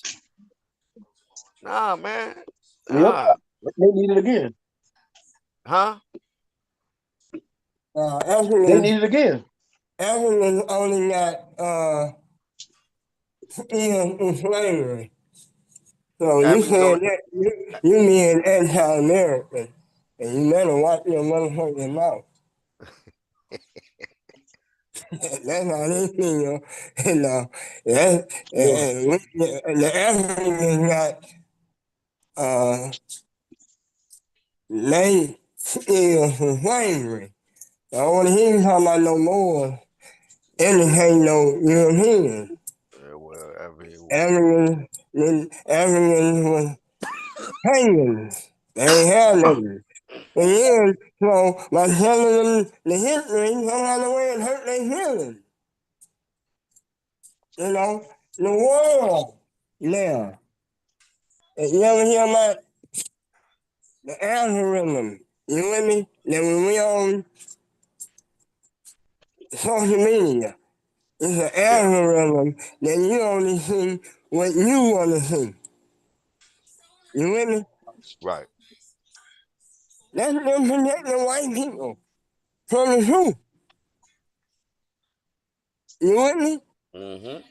They can literally get on the World Wide Web. They got all the information on the world. And it's an algorithm that's gonna keep them in the false information. And they're set up like that for their profit. If they were in the hidden truth, they wouldn't like the shit. They wouldn't like the World Wide Web in the name of the truth. So they want to see their truth. See, And they we ain't help them supposed to with know that. this shit. See, we're not supposed to know this kind of stuff. We ain't supposed to know this. We ain't supposed to know about our African history. We ain't supposed to know about the history of America. We ain't supposed to know this, man. We ain't supposed to know this, man. This is what they trying to hide, man. This the type of shit that they try to hide from us, family. This type of these kind of things right here. This video they try to hide this channel right here. Sankofa 180 degrees. They try to hide us, man. They don't want us out there. They don't want us to grow and be a big channel that's giving this information out for free. There ain't no way, man. They do not want this information to nobody to listen to none of this. Because it might inspire you to research. That's what they're scared of. It might inspire you to research. And if you fuck around and do some research and like they said, you're gonna fuck around and find out. And when you fuck around and find out, then they know that it's just that much closer to the end for their ass, man. You know what I'm saying? And that's real shit. You know what I mean? That's just facts. Right. You know what I'm saying? But good show, man. Appreciate it, E. Yeah, for sure, man. Like I said, family, look him up, Tim Wise. I'm sure he got a lot of stuff out here. Check him out. Check out Dr. John Henry Clark. Check out Dr. Ben. Right? We talking about some, you know what I'm saying? Yeah, we talking about Ivan Van Sertima, like the brother said. Check out some Dr. Ben. Dr. Ace, Asa Hilliard. You know what I'm saying? Check out, you know what I'm saying, Chancellor Williams. You know what I'm saying? Hey man, listen. Anthony Browder for sure. Anthony Browder. That's right, man. Ashrock Crazy. Naeem Akbar. That's right, man. Check out family, man. Check them books out. They got some nice books, good deals. A lot of them you check out. You might even find it on a PDF. Check it out first. But it's some really, really, really important information, family, about our history, especially when you listen to Dr. Clark. If you find any of his lectures anytime, you always want to listen to them because he's a real live historian. Right. Okay. That's a historian. Okay. Yeah, we got Egypt Tyler, you know, we got, you know what I'm saying? We got other brothers and sisters that specialize in other areas. But he specialized in history. Right. Family. So if you want to know history, real Black African history, listen to Dr. Clark first. He'll tell you where else to go. Promise. He'll tell you where else to go from there. But go ahead, Gerald. No, Black Power, Black Love, next session. Y'all be ready next week. You know, when you ready to come back next week, and there was some more information. That's how Black Love. That's right. E, talk to him, E. For sure, man. Yeah, same here, man. Let's keep building. I think it spoke for itself, man. They don't they didn't mean us no good in this United States. No, their plan was always to prey on you, like Dr. Clark said. Their That's plan has right. been always to prey on us. That's right. And so we need to understand that. We need to. It's good to hear from somebody else's perspective. Um, we're gonna love each other first, and we'll love us first. Definitely, that ain't gonna ever Oh, okay. change. But don't deny reality now either. Let's not deny reality, and that's we gotta understand too. When we sending our kids to the museums, they gonna know who own the motherfuckers. What you gonna do? Not send them just because somebody else built them? Somebody else got them because they stole it? No, yeah, we know they stole it. That's why they need to go. That's what we need to teach them about them. I don't care if they don't go. Show them. Go to the websites and see what you can see. Read what you can, so you can start to see you everywhere. Don't wait for somebody to bring it to you. How long do you think it's going to take for us to create a museum for us? And should we wait? Facts. Should we wait? Probably not. No, we shouldn't wait. No. Go get that. Go get it and give them kids, so your kids can give it to other kids. Go get it. And that's how we were taught. Go get it. Whoever got it, go get it. And then you, by knowing how to study, because we've been taught how to study also. You know how to separate the real from the other, and then how to research and do your own shit. Yeah, you go get it, kids. Let them know. That's all I got. All right. That's right. That's right, E. That's right, man. That's right, family. Don't forget every Sunday, every first Sunday every month, we got a children's book read. Hey, man, for stuff just like this, man. It's stuff just like this, man. Our kids were supposed to be here listening to all this. All of it, man. Teach them about their America, where America the great. Let's make America great again. When are they talking about, family? When? According to this video, when? Huh? It sounded like to me it was like before 1963, wasn't it? You know it. Huh? Before 1963, before the civil rights and all the other stuff started coming. But before that, oh man, it was hell on earth for any black man or woman. Hell on earth, man. You hear me? Yeah, no rights, man. You couldn't vote. You can't do nothing, man. You can't do nothing, man. You can't do nothing. Yeah. Right? And listen, man, not only that, I mean, that's 63. But I'm talking about what about the time where you couldn't even have a bank account? Right. You couldn't even have a bank account. Hey, listen, and that shit backfired. You remember that shit backfired when they took all the damn money and closed the banks down. Hey, white folks went crazy. They went to the soup lines. You remember that? Hey, who had that bread? Blacks I think I had saw that someone bread. like that on on them History Channel. Yeah, Huh? yeah. I think I've seen that somewhere on History Channel. Watched a documentary describing that. Yeah, where they wouldn't let we weren't able to have bank accounts, so they kept their money up up under the floorboard, up under that rug. Yeah. You know what I'm saying? With that loose floorboard. You know what I mean? Hey, I hope you're not far from that shotgun. right. You know what I'm saying? You kept your bread there. And then when that bank shut down on their ass and didn't get their ass no money back, hey, hey, it was rough for folks, wasn't it? It was rough for their ass. Black folks still had their bread. It had to be. Black folks still had their bread. Yeah.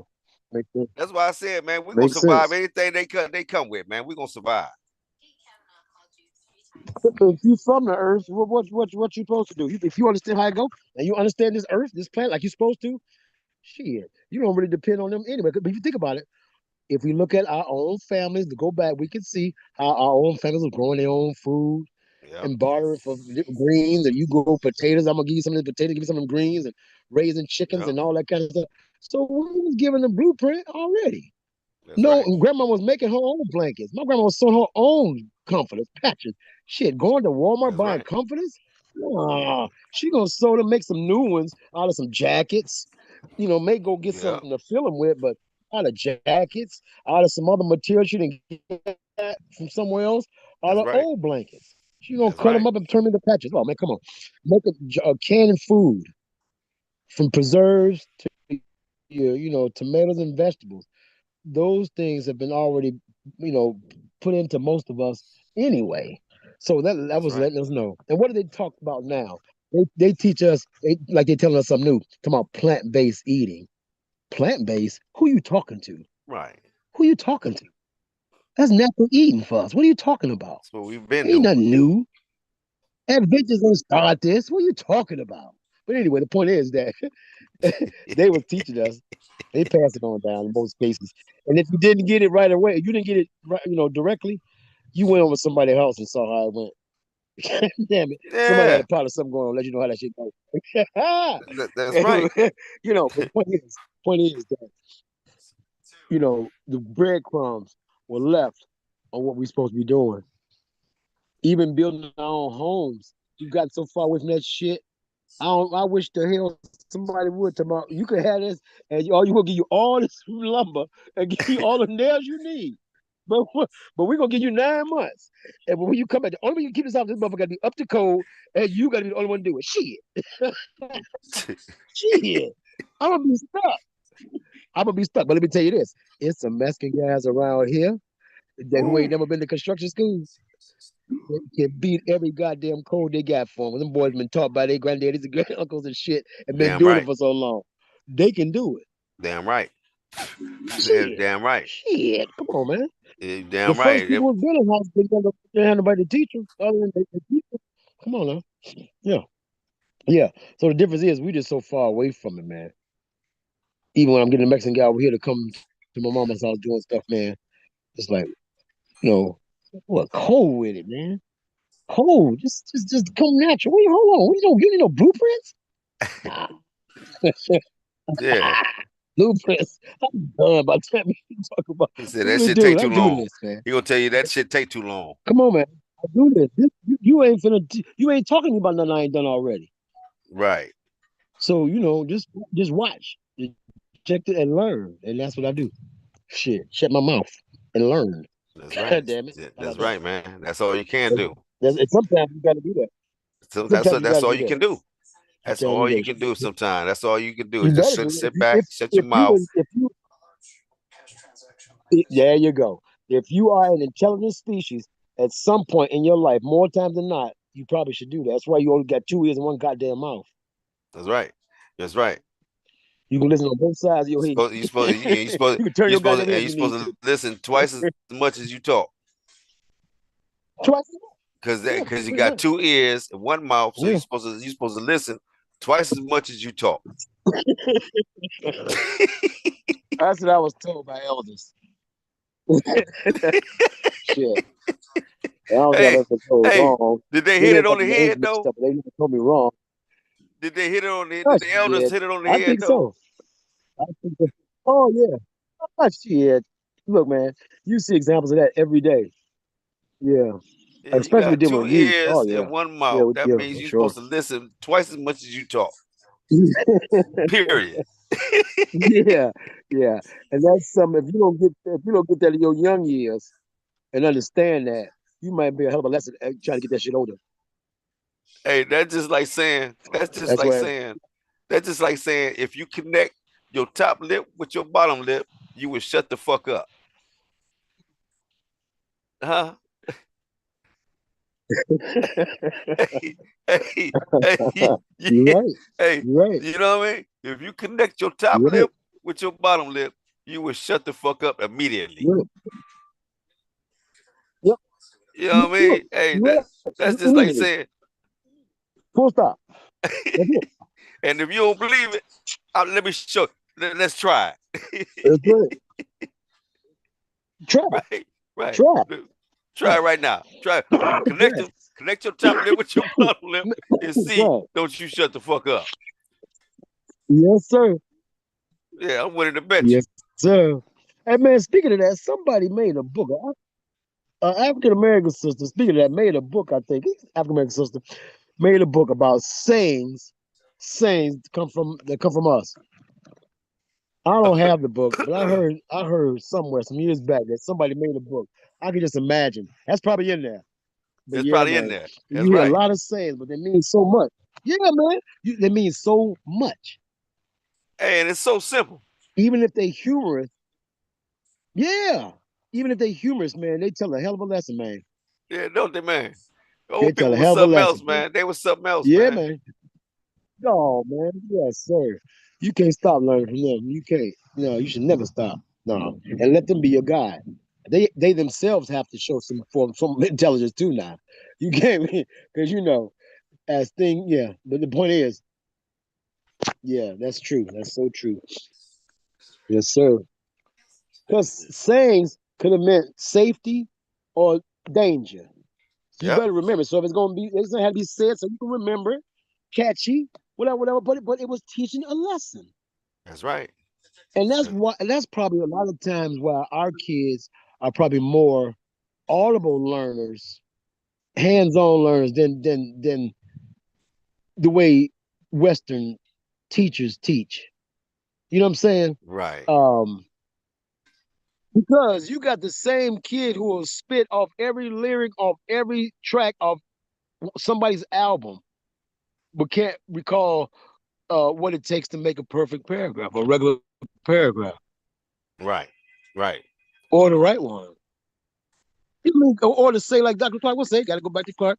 Uh, he would say that how you talk about you don't know how to do math or algebra. What do you don't understand? You created math, numbers. What? You've always dealt with numbers. How do you? So it's the way sometimes that the teacher teaches.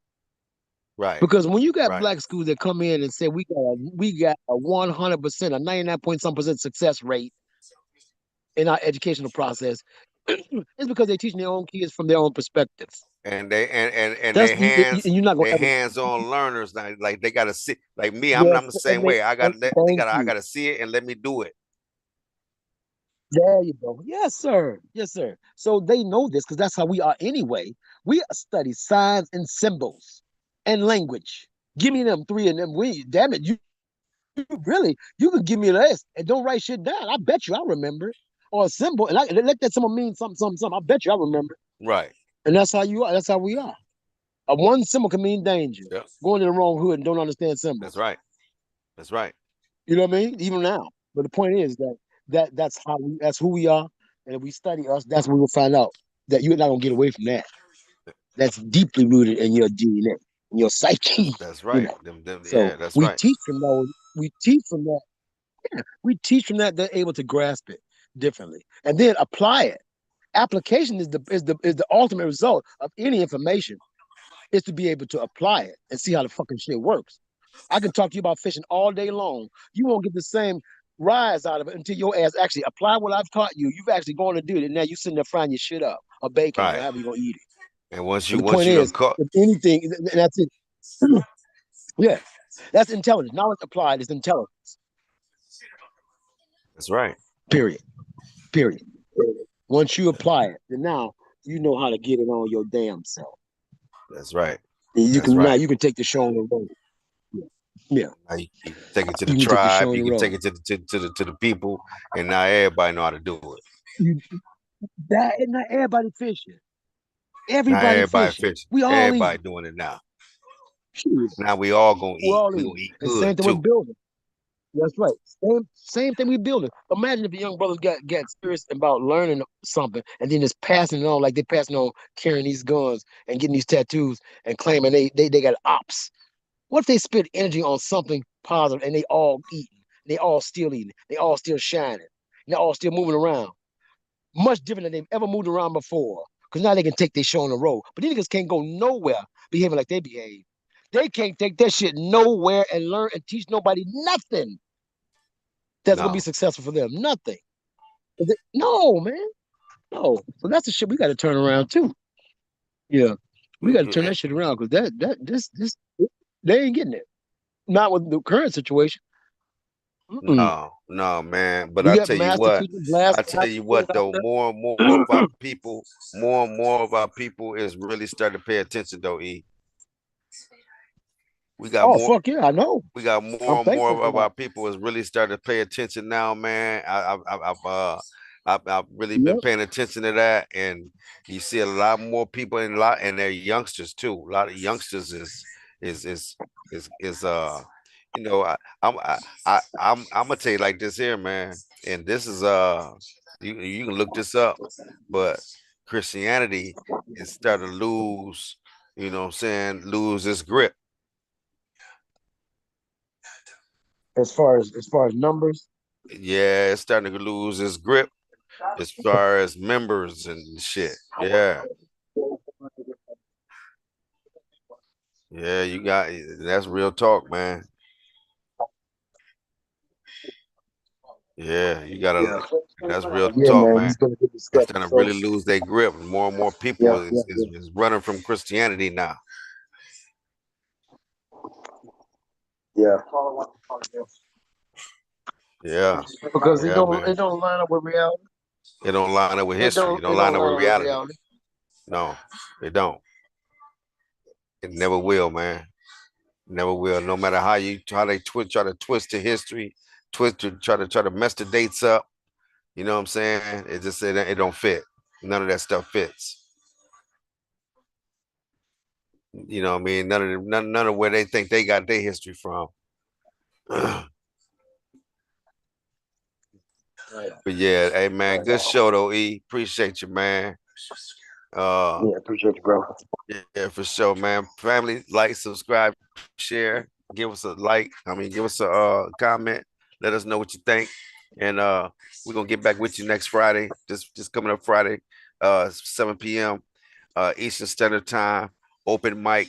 Join us, man. You are all welcome, man. Come on in and talk with us, man. You know, and let's dialogue, man. All right. All right, fam. Hey, man. Like I said, appreciate you attending.